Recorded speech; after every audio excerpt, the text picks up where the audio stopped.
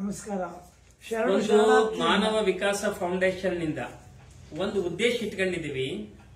ಕನ್ನಡ ನಾಡಿನ ಸಂಸ್ಕೃತಿ ಅಂದ್ರೆ ಅದು ವೀರಭದ್ರ ಸಂಸ್ಕೃತಿ ಅಂತಂದೇಳಿ ಅನ್ನುವಂತ ಅರ್ಥ ಬರುವಂತ ರೀತಿ ಒಳಗೆ ನಿಮ್ಮ ಸಂಶೋಧನಾ ಲೇಖನಗಳಾಗಿದ್ದಾವೆ ಅಂತಕ್ಕಂಥದ್ದು ಒಂದು ಮಾಹಿತಿ ಇದೆ. ಹಾಗಾದ್ರೆ ಈ ವೀರಭದ್ರನ ವೈಶಿಷ್ಟ್ಯತೆ ಏನು? ಅದು ಕನ್ನಡ ನಾಡಿನ ಸಂಸ್ಕೃತಿ ಅಂದ್ರೆ ವೀರಭದ್ರನ ಸಂಸ್ಕೃತಿನೇ ಅಂತಕ್ಕಂಥ ಪ್ರತಿಪಾದನೆ ಏನು? ಭಾದ್ರಪದ ಮಾಸದಲ್ಲಿ ಇತರ ಜಯಂತಿಯ ವೈಶಿಷ್ಟ್ಯತೆಗಳು ಏನು ಅಂತಕ್ಕಂಥದ್ದನ್ನ ತಾವು ನಮಗೆ ಒಂದು ಸ್ವಲ್ಪ ಸಮಾಜಕ್ಕೆ ಅದನ್ನು ಗೊತ್ತವಾಗಂತ ರೀತಿ ಒಳಗೆ ಒಂದು ಮಾಹಿತಿಗಳನ್ನ ಕೊಡಬೇಕು ಅಂತ ತಮ್ಮಲ್ಲಿ ಒಂದು ಪ್ರಾರ್ಥನೆ. ಮೂಲಭೂತವಾಗಿ ನಾವು ವೀರಭದ್ರನ ಸಂದರ್ಭ ಬಂದಾಗ ಭಾದ್ರಪದ ಮೊಟ್ಟ ಮೊದಲು ವೀರೇಶ ಜಯಂತಿಯ ಒಂದು ಪರಿಕಲ್ಪನೆಯನ್ನು ಕೊಟ್ಟಂತವರೇ ಡಾಕ್ಟರ್ ಶ್ರೀ ಅವರು. ಭಾದ್ರಪದ ಅವರು ಮಂಗಳವಾರ ಅಂತ ಹೇಳಿದ್ರು, ಆದರೆ ಶುಕ್ರವಾಸ ಭಾದ್ರಪದ ಶುಕ್ರವಾಸ ಮೊದಲೇ ಮಂಗಳವಾರ ಅವ್ರು ಹುಟ್ಟು ಜನ್ಮದಲ್ಲಿ. ಆದ್ರಿಂದ ಆ ದಿನ ವೀರೇಶ್ವರ ಜಯಂತಿ ಮಾಡ್ತೀವಿ, ವೀರಭದ್ರನ ಜಯಂತಿ. ಹಾಗೆ ವೀರಭದ್ರನಿಗೆ ಅಷ್ಟು ಮಟ್ಟಿಗೆ ನಾವು ಆರಾಧ್ಯ ಪ್ರಾಮುಖ್ಯತೆ ಯಾಕೆ ಕೊಡ್ತೀವಿ? ಅವನು ಗೋತ್ರ ಪುರುಷ ಅಂತೀವಿ. ಗೋತ್ರ ಅಂದ್ರೆ ಏನು ಅದು ಯೋಚನೆ. ವೀರಶೈವರಲ್ಲಿ ಗೋತ್ರ, ಹಾಗೆ ವೀರಶೈವರಲ್ಲಿ ಯಾಕೆ ಬರ್ತದೆ ಅದನ್ನು ಯೋಚನೆ ಮಾಡಬೇಕು. ವಿ ಅಂತಕ್ಕಂಥದ್ದು ಶಿವ ಮತ್ತು ಜೀವ ಸಾಮರಸ್ಯವನ್ನ ಅದರಲ್ಲಿ ರಮಿಸ್ತಕ್ಕಂಥವ್ರು ಯಾರಿದಾರೋ ಅವರು ವೀರಶೈವರು. ಅಂದ್ರೆ ಸಾಮರಸ್ಯ ಅಂತಕ್ಕಂಥ ಶಿವ ಅಂದ್ರೆ ಮಂಗಳಕರವಾದ ಸಂದರ್ಭ. ಈ ಮಂಗಳಕರವಾದ ಸಂದರ್ಭದಲ್ಲಿ ಈ ರೀತಿ ಜೀವವನ್ನು ತಗೊಂಡು ಹೋಗ್ತಕ್ಕಂಥದ್ದು ಅಂದ್ರೆ ಜೀವನ ಬದುಕಿನಲ್ಲಿರ್ತಕ್ಕಂಥ ಜನಸಾಮಾನ್ಯರ ತನ್ನ ತೆಕ್ಕೆಗೆ ತೆಗೆದುಕೊಂಡು ಅವರಿಗೆ ಮಂಗಳಕರವಾದಂಥ ಒಂದು ಸಂದರ್ಭ ಉಂಟು ಮಾಡ್ತಾವಲ್ಲ, ಅದು ವೀರಶೈವದ ಮೂಲ ಲಕ್ಷಣ. ಆದರೆ ವೀರಶೈವ ಎಲ್ಲಿಂದ ಉತ್ಪತ್ತಿ ಆಗ್ತಿರ್ತಕ್ಕಂಥ ಪ್ರಶ್ನೆ ಬರ್ತದೆ. ಆದ್ರಿಂದ ಅಲ್ಲಿಂದ ಸಿಂಧೂ ಸಂಸ್ಕೃತಿ ಅಂತಕ್ಕಂಥ ಒಂದು ಮಾತು ನೋಡಿ, ಅದು ಎಷ್ಟು ಮಟ್ಟಿಗಿದಾಗ ಮೂಲಭೂತವಾಗಿ ಗೋತ್ರ ಪುರುಷ ಮುಂಚೆ ಅದಕ್ಕೂ ಹೇಳಬೇಕು. ಆದರೆ ಗೋತ್ರ ಅಂದ್ರೆ ಏನಂತಕ್ಕಂಥದ್ದು ಇವರು ಗೋತ್ರ ಪುರುಷ. ಪಂಚಪೀಠಗಳಲ್ಲಿ ಆರಂಭಕ್ಕೆ ಬರ್ತಕ್ಕಂಥ ವೀರ ಗೋತ್ರ ಬರ್ತಾರೆ, ಅದಾದ್ಮೇಲೆ ನಂದಿ ಬರ್ತಾರೆ, ಆಮೇಲೆ ಭೃಂಗಿ ಬರ್ತಾರೆ, ವೃಷಭ ಬರ್ತಾರೆ, ಸ್ಕಂದ ಬರ್ತಾರೆ. ಹಾಗೆ ಗೋತ್ರ ಪುರುಷರು ಅಂದ್ರೆ ಯಾರು ಗೋವುಗಳನ್ನು ರಕ್ಷಣೆ ಮಾಡಿ ಪರ್ವತ ಪ್ರದೇಶ ರಕ್ಷಣೆ ಮಾಡಿಕೊಂಡು ಅವುಗಳಿಗೆ ರಕ್ಷಣೆ ಮಾಡತಕ್ಕಂಥ ಜನಗಳನ್ನು ಸೃಷ್ಟಿ ಮಾಡಿದವರು ವೀರಭದ್ರ. ಯಾಕೆಂದ್ರೆ ಗಾವ ಅತ್ರಷ್ಟಿಯಂತೆ ಇದು ಗೋತ್ರ ಅಂದ್ರೆ ಗೋ ಸಂಸ್ಕೃತಿಯ ಮೊದಲ ರಕ್ಷಣೆ ಕಾರ್ಯವನ್ನೇ ಇಲ್ಲಿಂದ ಆರಂಭ ಆಯಿತು ವೀರಭದ್ರನಿಂದ. ಅಂದ್ರೆ ಗೋವುಗಳನ್ನ ಇವರು ಪುರಗಳನ್ನ ನಾಶ ಮಾಡ್ತಾ ಇದ್ರು, ಗೋಗ್ರಹಣ ಮಾಡ್ತಾ ಇದ್ರು. ಇಂಥದ್ದು ತಪ್ಪಿಸೋದಕ್ಕೋಸ್ಕರ ನಾಶ ಮಾಡೋರ್ನ ಪುರಂದ್ರ ಅಂತೀವಿ. ಆ ಪುರಗಳು ಕಟ್ತಕ್ಕಂಥವ್ರು ಪುರವಂತರು. ಅಂದ್ರೆ ಇವರು ಗೋವುಗಳನ್ನ ಪರ್ವತ ಪ್ರದೇಶದಲ್ಲಿ ಕಾಪಾಡಿದ್ರಿಂದ ಗೋವುಗಳನ್ನ ಕಾಪಾಡಿದ್ರೆ ಗೋತ್ರ ಅಂತ ಬಂತು. ಆದ್ರೆ ಈ 5 ಜನ ಗೋತ್ರ ಪುರುಷರನ್ನು ಕಾಪಾಡಿದ್ರಿಂದ ಅವರಿಗೆ ಗೋತ್ರ ಪುರುಷರು ಅಂತಕ್ಕಂಥದ್ದು ಬಂತು. ಅದಕ್ಕೆ ಗೋತ್ರ ಕಾಪಾಡೋದಕ್ಕೆ ಪುರಗಳನ್ನು ಸೃಷ್ಟಿ ಮಾಡೋದಕ್ಕೋಸ್ಕರ ಪುರವಂತರನ್ನು ಸೃಷ್ಟಿ ಮಾಡಿದವರು ಗೋತ್ರ ಪುರುಷರು. ಅಂದ್ರೆ ಇವತ್ತು ಪುರವಂತರಾಗಿ ಉಳಿದಿರೋರೆಲ್ಲರೂ ವೀರಭದ್ರನ ಸಂತತಿಗಳು. ಹೌದು, ಸಂತತಿಗಳು. ಅವ್ರ ಜೊತೆ ಪುರಗಳನ್ನು ಕಟ್ಟಿದ್ರು, ಅದನ್ನು ಯೋಚನೆ ಮಾಡಬೇಕು. ನಾಶ ಮಾಡಿದ್ದನ್ನ ಕಟ್ಟಿದ್ರು, ಅದನ್ನ ಯೋಚನೆ ಮಾಡಬೇಕು. ಹೀಗೆ ಕಟ್ಟತಕ್ಕಂಥ ಸಂದರ್ಭ ಏನ್ ಮಾಡಿ ಅವ್ರಿಗೆ ಉದ್ಯೋಗಗಳು ನಿರ್ಮಾಣ ಮಾಡಿದ್ರು, ಸಂಬಳ ಕೊಟ್ಟರು, ಸಂಬಳ ಕೊಟ್ಟ ವಿಶೇಷ ವಾದ್ಯ ಮಾಡಿದ್ರು. ಆದ್ರಿಂದ ನಿತ್ಯ ಜೀವನದಲ್ಲಿ ದುಡಿದು ತಿನ್ನಬೇಕು ಅಂತ ಪರಿಕಲ್ಪನೆ ಬಂದಿದ್ದು ಆಗಲಿಲ್ಲ. ಸಂಸ್ಕೃತಿಗೆ ಅವ್ರದ್ದು ಅಲ್ಲಿಂದಲೇ ಆರಂಭ ಆಯ್ತು. ಅಂದ್ರೆ ವೀರಶೈವ ಸಂಸ್ಕೃತಿ ದೃಷ್ಟಿಯಿಂದ ಯೋಚನೆ ಮಾಡಿದ್ರು. ಅಂದ್ರೆ ಈಗಾಗಲೇ ಹೇಳಿದೆಲ್ಲ ಶಿವ ಮತ್ತು ಜೀವ ಇವೆರಡರ ಇದರಿಂದ ಸಾಮರಸ್ಯವನ್ನ ಅದರಲ್ಲಿ ಯಾರು ರಮಿಸ್ತಾರೋ ಅವರು ವೀರಶೈವ. ಅದೇ ಪಟ್ಟಿಗಳ ಒಂದು ನಿರ್ದಿಷ್ಟ ಜಾತಿಗೆ ಸಂಬಂಧಪಡ್ತಾರೋ ಯಾರು ಈ ಕೆಲಸ ಮಾಡ್ತಾರೋ ಮಂಗಳಕರವಾದ ಸಂದರ್ಭವನ್ನ ಹಾಗೆ ಎಲ್ಲಿ ನಮಗೆ ಕಂಡು ಬರ್ತದೆ. ಮೊಟ್ಟ ಮೊದಲು ನಮಗೆ ಶಿವ ಇದರಲ್ಲಿ ನಾವು ಒಂದು ಅಂಶ ಗಮನಿಸಬೇಕು. ಇದರಲ್ಲಿ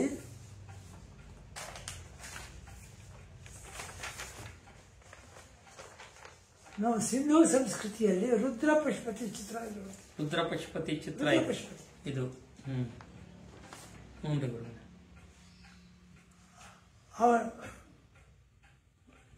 ಅವನ ಶಿರ ಯಾವ ರೀತಿ ಇದೆ ಹೇಳಿ? ಶಿರದಲ್ಲಿ ಏನು ಕಾಣ್ತದೆ? ಆಕಾರ ಇದೆಯಾ? ತ್ರಿಶೂಲ ಆಕಾರ ಇದೆ. ನೀವೊಂದು ತ್ರಿಶೂಲ ಅಂದ್ಬಿಡ್ತೀರಿ, ಅದು ಕೋಡುಗಳು. ಮತ್ತೆ ಈ ಪಕ್ಕದಲ್ಲಿ ಏನ್ ಮಾಡಿದೀವಿ ಅದನ್ನೇ, ಇದು ಯಾವ ರೀತಿ ಅಡ್ಡಡ್ಡಕ್ಕೆ ಇರತಕ್ಕಂಥದ್ದು ಆಕಾರ ತಾನೆ ಶಿರೋವೇಶ. ಅದು ಓಂಕಾರದ ಒಂದು ಇದು ಹೀಗೆ ನಿಲ್ಲಿಸಿದ್ರೆ ಏನ್ ಆಕಾರ ಬರ್ತದೆ? ಓಂಕಾರ ಸ್ಥಿತಿ ಬಂತು. ಇದು ಕನ್ನಡದಲ್ಲಿ ವರ್ಣಮಾಲೆಯಲ್ಲಿ ಏನಾಗ್ತದೆ? ಇದು 5ನೇ ಅಕ್ಷರ, ಪಂಚಾಕ್ಷರ ಡ್ಯಾನ್ಸ್ ಇರಬೇಕು. 5ನೇ ಅಕ್ಷರ ಅದು ಉಕಾರದ ರೂಪದಲ್ಲಿದೆ. ಉಕಾರ. ಇದು ಅಡ್ಡಡ್ಡ. ಹೌದು. ಅದು ಲಂಬಾಕಾರ ನಿಲ್ಲಿಸಿದ್ರೆ ಏನ್ ಬರ್ತದೆ? ಏನ್ ಬರುತ್ತೆ? ಯಾವಾಗ ಏನ್ ಬರ್ತದೆ? ಇದು ಅಡ್ಡಡ್ಡ ಇರ್ತಕ್ಕಂಥದ್ದು. ಲಂಬವಾಗಿ ನಿಲ್ಲಿಸಿದ್ರೆ ಏನ್ ಬರ್ತದೆ? ಓಂಕಾರ ಸ್ವರೂಪ ಬರ್ತದೆ. ಅಂದ್ರೆ ಓಂಕಾರ ಯಾವಾಗ ಬಂತೋ ಯಾವ್ದು ಲಕ್ಷಣ? ಯೋಗದ ಲಕ್ಷಣ. ನಟವರಜ ಹೇಳ್ತಾರೆ, ಸಿಂಧೂ ಸಂಸ್ಕೃತಿಯಲ್ಲಿ ಶಿವಾಗಮದ ಸಂದರ್ಭದಲ್ಲಿ ಕ್ರಿಯಾಯೋಗದ ಲಕ್ಷಣಗಳಲ್ಲಿ ಅಂತ ಹೇಳ್ತಾರೆ. ಮಹಾನ್ ಸಂಸ್ಕೃತ ವಿದ್ಯಾವಂತರು ಸಿಂಧು ಇದು. ಆದ್ರಿಂದ ಶಿವ ಸಂಸ್ಕೃತಿ ಎಲ್ಲಿಂದ ಉತ್ಪತ್ತಿ ಆಯ್ತು ಅಂತಕ್ಕಂಥ ಉತ್ತರ ಸಿಗುತ್ತೆ. ಇವನು ರುದ್ರ ಪಶುಪತಿ ತಲೆ ಮೇಲೆ ಇರ್ತಕ್ಕಂಥದ್ದು ಇದೇನಿದು? ಇದು ವಿಷಾಣೆ ಅಂತ ಕೋಡುಗಳು ಅಂತ ಹೇಳ್ಬಿಟ್ಟು ತ್ರಿಶೂಲ ಅಲ್ಲ. ಮಧ್ಯೆ ಕಾಡ್ತಕ್ಕಂಥದ್ದು ಏನಿದೆ? ಛತ್ರಾಕಾರದ ಲಿಂಗ ಅದು. ಇದು ಹೇಗೆ ಬಂತು? ಇಲ್ಲಿ ಇನ್ನೊಂದು ಸೂಚನೆ ಕೂಡ ನಮಗೆ ಸಿಗ್ತದೆ. ಶಿವ ಮತ್ತು ಬ್ರಹ್ಮ ಮತ್ತು ವಿಷ್ಣುಗಳ ನಡುವೆ ಯಾರು ಹೆಚ್ಚು ಅಂತಕ್ಕಂಥ ಒಂದು ಸ್ಪರ್ಧೆ ಬೆಳೆತದೆ. ಆಗೇನಾಗುತ್ತೆ? ಯಾರು ಹೆಚ್ಚು ಇವರಿಬ್ಬರು ಜಗಳ ಸೃಷ್ಟಿ ಮಾಡಿ ಶಿವ ಏನ್ ಮಾಡ್ತಾನೆ? ಪಾತಾಳಕ್ಕೆ ಹೋಗಿ ಇಬ್ರು ಶಿವ ಜೊತೆಗೆ ಬರ್ತಾರೆ. ಶಿವ ಏನ್ ಮಾಡ್ತಾರೆ? ಊರ್ಧ್ವಲಿಂಗ ಅವರು ಬಂದು ಊರ್ಧ್ವಲಿಂಗವಾಗಿ ನಿಂತ್ಕೊಳ್ತಾರೆ. ಪಾತಾಳಕ್ಕೆ ಹೋಗೋ, ಆಕಾಶಕ್ಕೆ ಹೋಗೋ. ಅಲ್ಲಿ ಹೋಗ್ತಾರೆ, ಬ್ರಹ್ಮ ಸುಳ್ಳು ಹೇಳ್ಬಿಡ್ತಾರೆ, ವಿಷ್ಣು ಸುಳ್ಳು ಹೇಳೋದಿಲ್ಲ. ಹಾಗಾಗಿ ವಿಷ್ಣು ಪೂಜೆ ಬಂತು, ಪ್ರಪಂಚ ಅದು ಊರ್ಧ್ವಲಿಂಗದ ಪರಿಕಲ್ಪನೆ ಬರ್ತದೆ. ಇಲ್ಲಿ ಛತ್ರಕಾಳಿ ಇದು ಊರ್ಧ್ವಲಿಂಗದ ಪರಿಕಲ್ಪನೆ. ಅದ್ರ ಅರ್ಥ ಇದು ಊರ್ಧ್ವಲಿಂಗದ ಪರಿಕಲ್ಪನೆ ಯಾವಾಗ ನಮಗೆ ಬಂತು? ನೀವು ಬರಕ್ಕೂ ಯೋಗದ ಒಂದು ಸಂದರ್ಭ ಶಿವ ಸಂಸ್ಕೃತಿ ಮೂಲಕ ವೀರಶೈವಕ್ಕೆ ಬಸವಣ್ಣ ಹೇಳ್ತಾರೆ, ಇದು ಲಿಂಗ ಅಂತ ನೀವು ಯೋಚನೆ ಮಾಡಿದ್ರೆ ಬಸವಣ್ಣ ಹೇಳ್ತಾರೆ, ಅಂಗದ ಮೇಲೆ ಲಿಂಗವನ್ನು ಸಂಗಮನಾಥ ಅಂತಾರೆ. ಅಂದ್ರೆ ಬಸವಣ್ಣನವರೆಗೂ ಕೂಡ ಈ ಸಂಸ್ಕೃತಿ 5,000 ವರ್ಷದ ಈ ಸಾಂಸ್ಕೃತಿಕ ನೆಲೆ ಬಸವಣ್ಣವರೆಗೂ ಬಂತದು. ಆ ರೀತಿ ಯೋಚನೆ ಮಾಡಿದೆ. ಅಂದ್ರೆ ಊರ್ಧ್ವಲಿಂಗ ಇರ್ತಕ್ಕಂಥ ಓಂಕಾರ ಸ್ವರೂಪ ಯಾವಾಗ ಬಂತು? ಮತ್ತೆ ಇದರ ಆಕಾರ ಮತ್ತೆ ಶಿಲ್ಪಗಳಲ್ಲಿ ಬಂದಾಗಿಲ್ಲ ನೋಡಿ. ಈ ಶಿಲ್ಪ ಎಲ್ಲಿದೆ ತಾನೆ? ಹಾಗೆ ಶಿಲ್ಪ ಶಿಲ್ಪದ ಮಧ್ಯೆ ಇರ್ತಕ್ಕಂಥ ಸೋಮಸೂತ್ರ ನೀವು ನೋಡಿರ್ಬೋದು. ಇಲ್ಲಿ ಬಹಳ ಅಚ್ಚುಕಟ್ಟ ಮಾಡಿದ್ದಾರೆ. ಹೀಗೆ ಬರ್ತದಲ್ವಾ ಸೋಮಸೂತ್ರ ಬರ್ತಕ್ಕಂಥದ್ದು. ಅದರ ಅರ್ಥ ಏನಾಯ್ತು? ಲಿಂಗದಲ್ಲಿ ಈ ರುದ್ರ ಶಿವ ಪಶುಪತಿಯ ಶಿರೋವೇಶನೆ ಲಿಂಗ. ಇದು ಊರ್ಧ್ವಲಿಂಗದ ಲಕ್ಷಣ. ಉದ್ದವಾಗಿರ್ತ ಅದಕ್ಕೆ ಲಕ್ಷಣ ಮಾಡ್ತಾರೆ ನೋಡಿ, ಉದ್ದವಾಗಿರ್ತಕ್ಕಂಥದ್ದು ಕೆರೆ, ಅದು ಊರ್ಧ್ವಲಿಂಗದ ಲಕ್ಷಣ. ಅಂದ್ರೆ ಸಿಂಧೂ ಸಂಸ್ಕೃತಿ ಪರಿಕಲ್ಪನೆ ಇತ್ತು. ಇವತ್ತು ನಮ್ಮ ಶಿಲ್ಪದಲ್ಲಿ ಇವತ್ತು ಕೂಡ ನಾವು ಕಂಡು ಬರ್ತಕ್ಕಂಥ ಪ್ರಾಚೀನವಾದ ಸಂಸ್ಕೃತಿ ಇದು. ಅಂದ್ರೆ ವೀರಶೈವ ಸಂಸ್ಕೃತಿ ಹೇಗೆ ಬೆಳ್ಕೊಂಡು ಬಂತು ಅಂತ ನೀವು ಅವನ್ ಬೇರೆ ಇವನ್ ಬೇರೆ ಇರ್ತಕ್ಕಂಥದ್ದಿಲ್ಲ. ಅದು ಇಲ್ಲಿ ಇನ್ನೊಂದು ಗಮನಿಸಬೇಕು. ಇದು ಇದೇನಿದು? ಕೈಲಾಸ ಮತ್ತಿದೇನಿದೆ? ನೋಡಿ ಇಲ್ಲಿ ಸುತ್ತ ಏನಿದೆ? ನದಿ. ಇದು ಯಾವ ಭಾಗ ಆಗ್ಬೇಕಾವಾಗ? ರುದ್ರ ಭಾಗ. ಇದು ನದಿ ಇರ್ತಕ್ಕಂಥ ಇದು ವಿಷ್ಣು ಭಾಗ. ಇದು ಪಾಣಿಮಟ್ಟ ಅಂತ ಮಾಡ್ತೀವಿ. ಅಂದ್ರೆ ನಾವು ಕೈಲಾಸ ಇರ್ತಕ್ಕ ಮಾನಸ ಸರೋವರ ಇಡೀ ಜಗತ್ತಿಗೆ ಶಿವಲಿಂಗದ ಕಲ್ಪನೆ ಕೊಟ್ಟಿದೆ. ಇದು ರುದ್ರ ಭಾಗ, ನದಿ ಅಂತಕ್ಕಂಥ ಪಾಣಿಮಟ್ಟವಾಗಿ ಶಿವಪುರ ಆಗ್ತದೆ. ಅಂದ್ರೆ ಇದು ಹರ ಸಾಮರಸ್ಯ ಯಾವಾಗಲಿಂದ ಆಯ್ತು? ವೀರಶೈವ ಆಗಲಿಂದ ಆರಂಭದಲ್ಲೇ ಬಂತು ನಮ್ಮ ಸಾಮರಸ್ಯದ ಶಿವ ಹರಿಹರ ಸಾಮರಸ್ಯ ಅಂತಕ್ಕಂಥದ್ದು. ಇಂಥ ಪರಿಕಲ್ಪನೆ ಇಟ್ಕೊಂಡೇ ನಾವು ಇದು ಮಾಡ್ತೀವಿ. ಹಾಗೆ ಬಂದಂತಹದ್ದು ಇದನ್ನ ನಾವು ಜಲ ಶಿಲ್ಪದ ಕೂಡ ತೋರಿಸ್ತದೆ. ಇವತ್ತು ಜನಪದ ಇದ್ರೆ ಎಷ್ಟು ಮಟ್ಟಿಗೆ ಬಂದಿದೆ ಅನ್ನೋದು ಯೋಚನೆ. ಮಳಿಲಿ ಇರ್ತಕ್ಕಂಥ ಗ್ರಾಮ ಇದೆ, ಚಂದ್ರಪಟ್ಟದ ಹತ್ರ. ಅಲ್ಲಿ ವೀರಭದ್ರ ಭದ್ರಕಾಳಿಗೆ ತಲೆ ಮೇಲೆ ಹುಟ್ಟು ಲಿಂಗ ಕಾಣ್ತಾರೆ. ನೆತ್ತಿಲಿಂಗ ಅದು. ಯಾಕೆ ಬಂತದು? ಜನಪದ ಬರಬೇಕಾದ್ರೆ ಆ ಪರಂಪರೆ ಜನಪದ ಉಳಿಸ್ಕೊಂಡು ಬಂತು.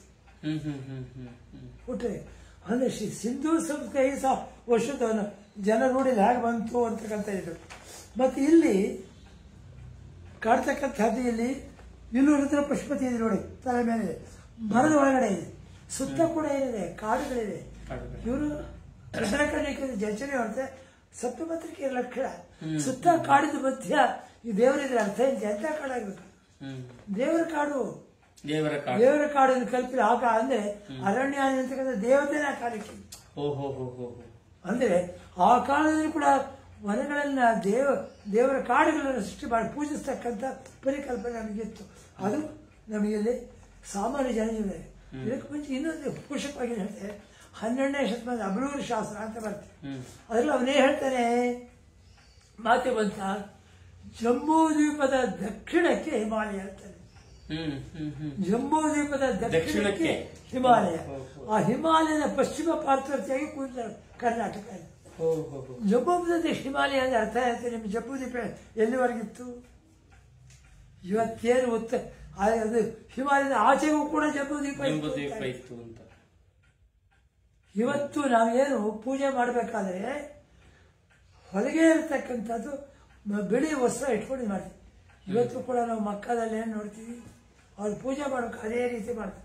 ಅವ್ರು ಯಾವ ಹೊರಗೆ ಬರೋದು ಪಂಚೆ ಮೈ ಮೇಲೆ ಇದೇ ರೀತಿ ಹಾಕೊಂಡು ಮಾಡಿ. ಅದ್ರ ಅರ್ಥ ಐತೆ ಬಿಯಾಂಡ್ ನಮ್ಮ ಹಿಮಾಲಯದ ಆಚೆಗೂ ಅಲ್ಲಿಂದ ಬಂದಂತ ಇದು ಕರ್ನಾಟಕದಲ್ಲೂ ಕೂಡ ನಾವೇ ಆ ಹರಪ್ಪ ಸಿಂಧು ಸಂಸ್ಕೃತಿ ವಿಚಾರಗಳೆಲ್ಲ ನಾವು ಕಂಡ್ಕೊಂಡ್ಬರ್ತೀವಿ.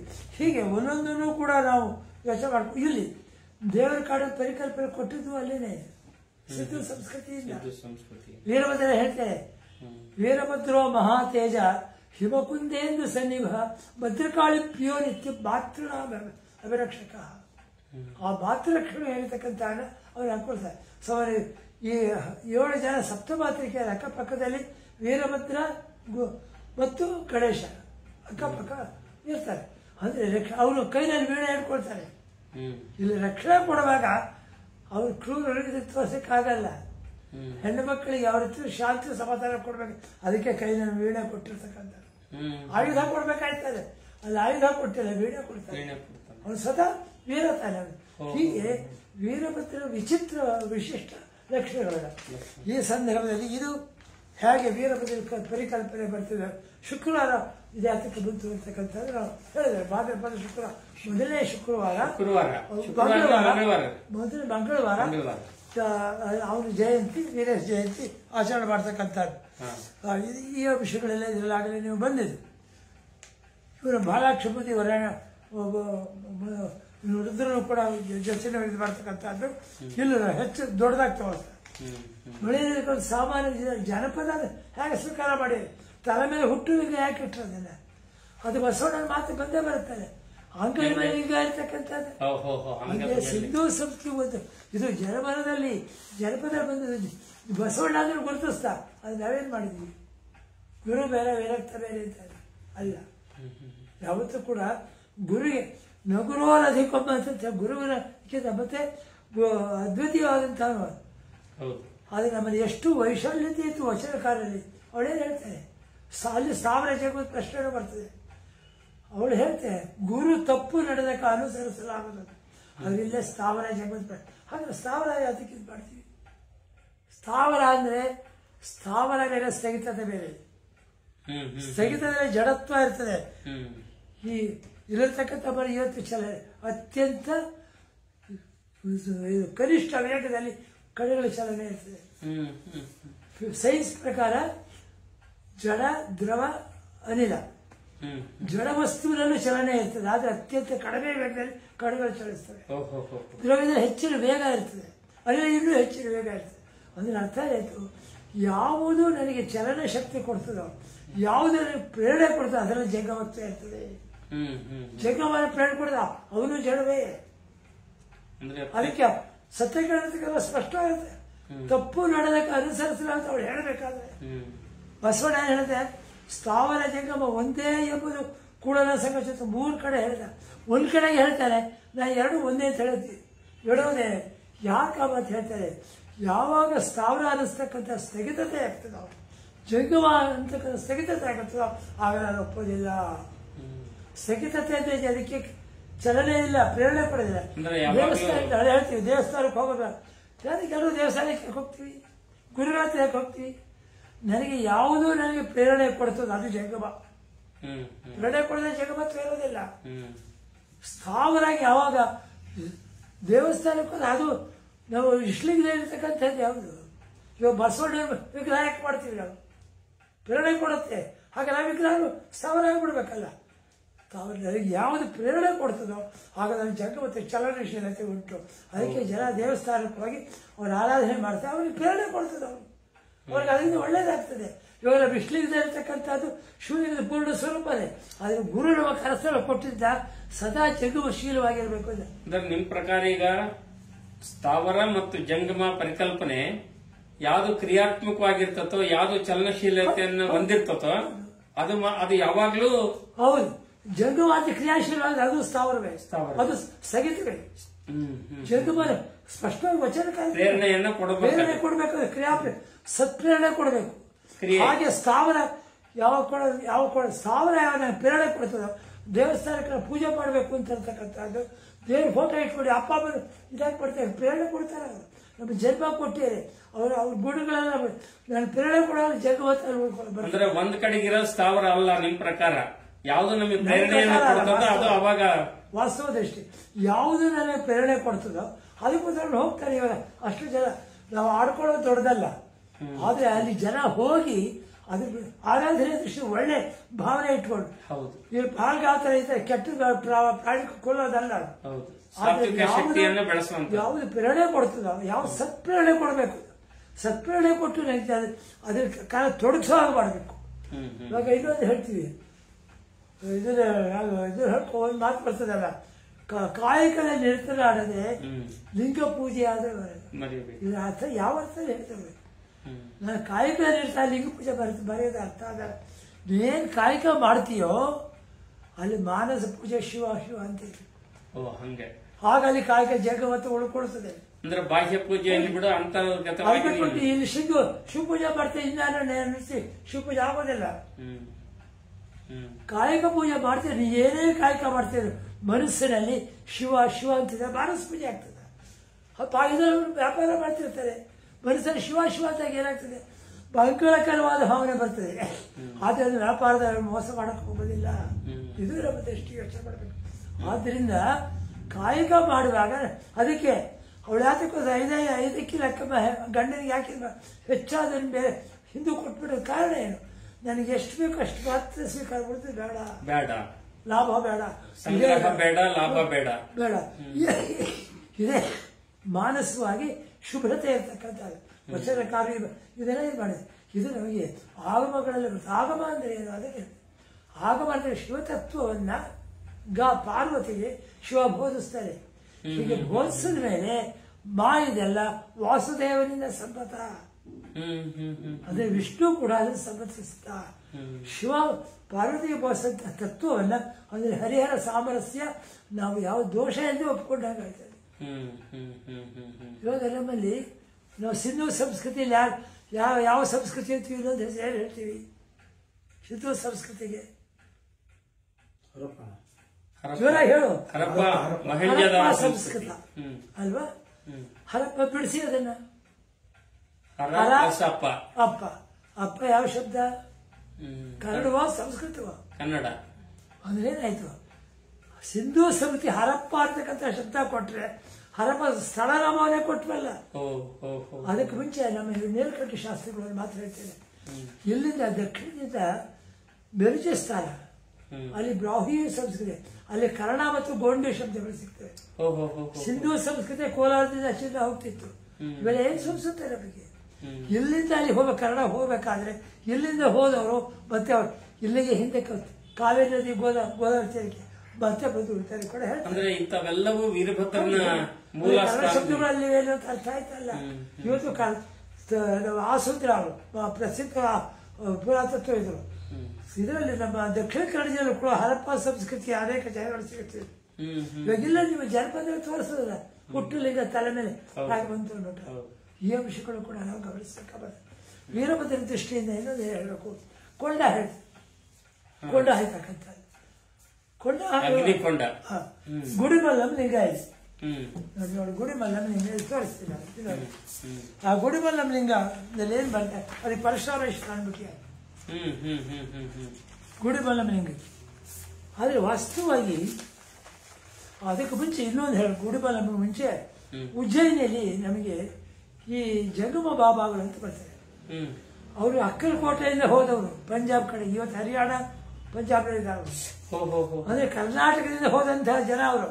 ಅವರ ತಲೆ ಮೇಲೆ ಕಲಂಗಿ ಅಂತ ಇಟ್ಕೊಂಡು ಲಿಂಗ ಸ್ವರೂಪ ಇರ್ತಕ್ಕಂಥದ್ದು ಲವಂಗನ ಇಟ್ಕೊಂಡು ತಲೆ ಮೇಲೆ ಇಟ್ಕೊಂಡು ಶಿವಕಥೆ ಹಾಕೊಂಡು ಶಿವಕಥೆ ಹೇಳ್ಕೊಂತ ಹರಿಯಾಣದಲ್ಲಿ ಇರೋದವರು.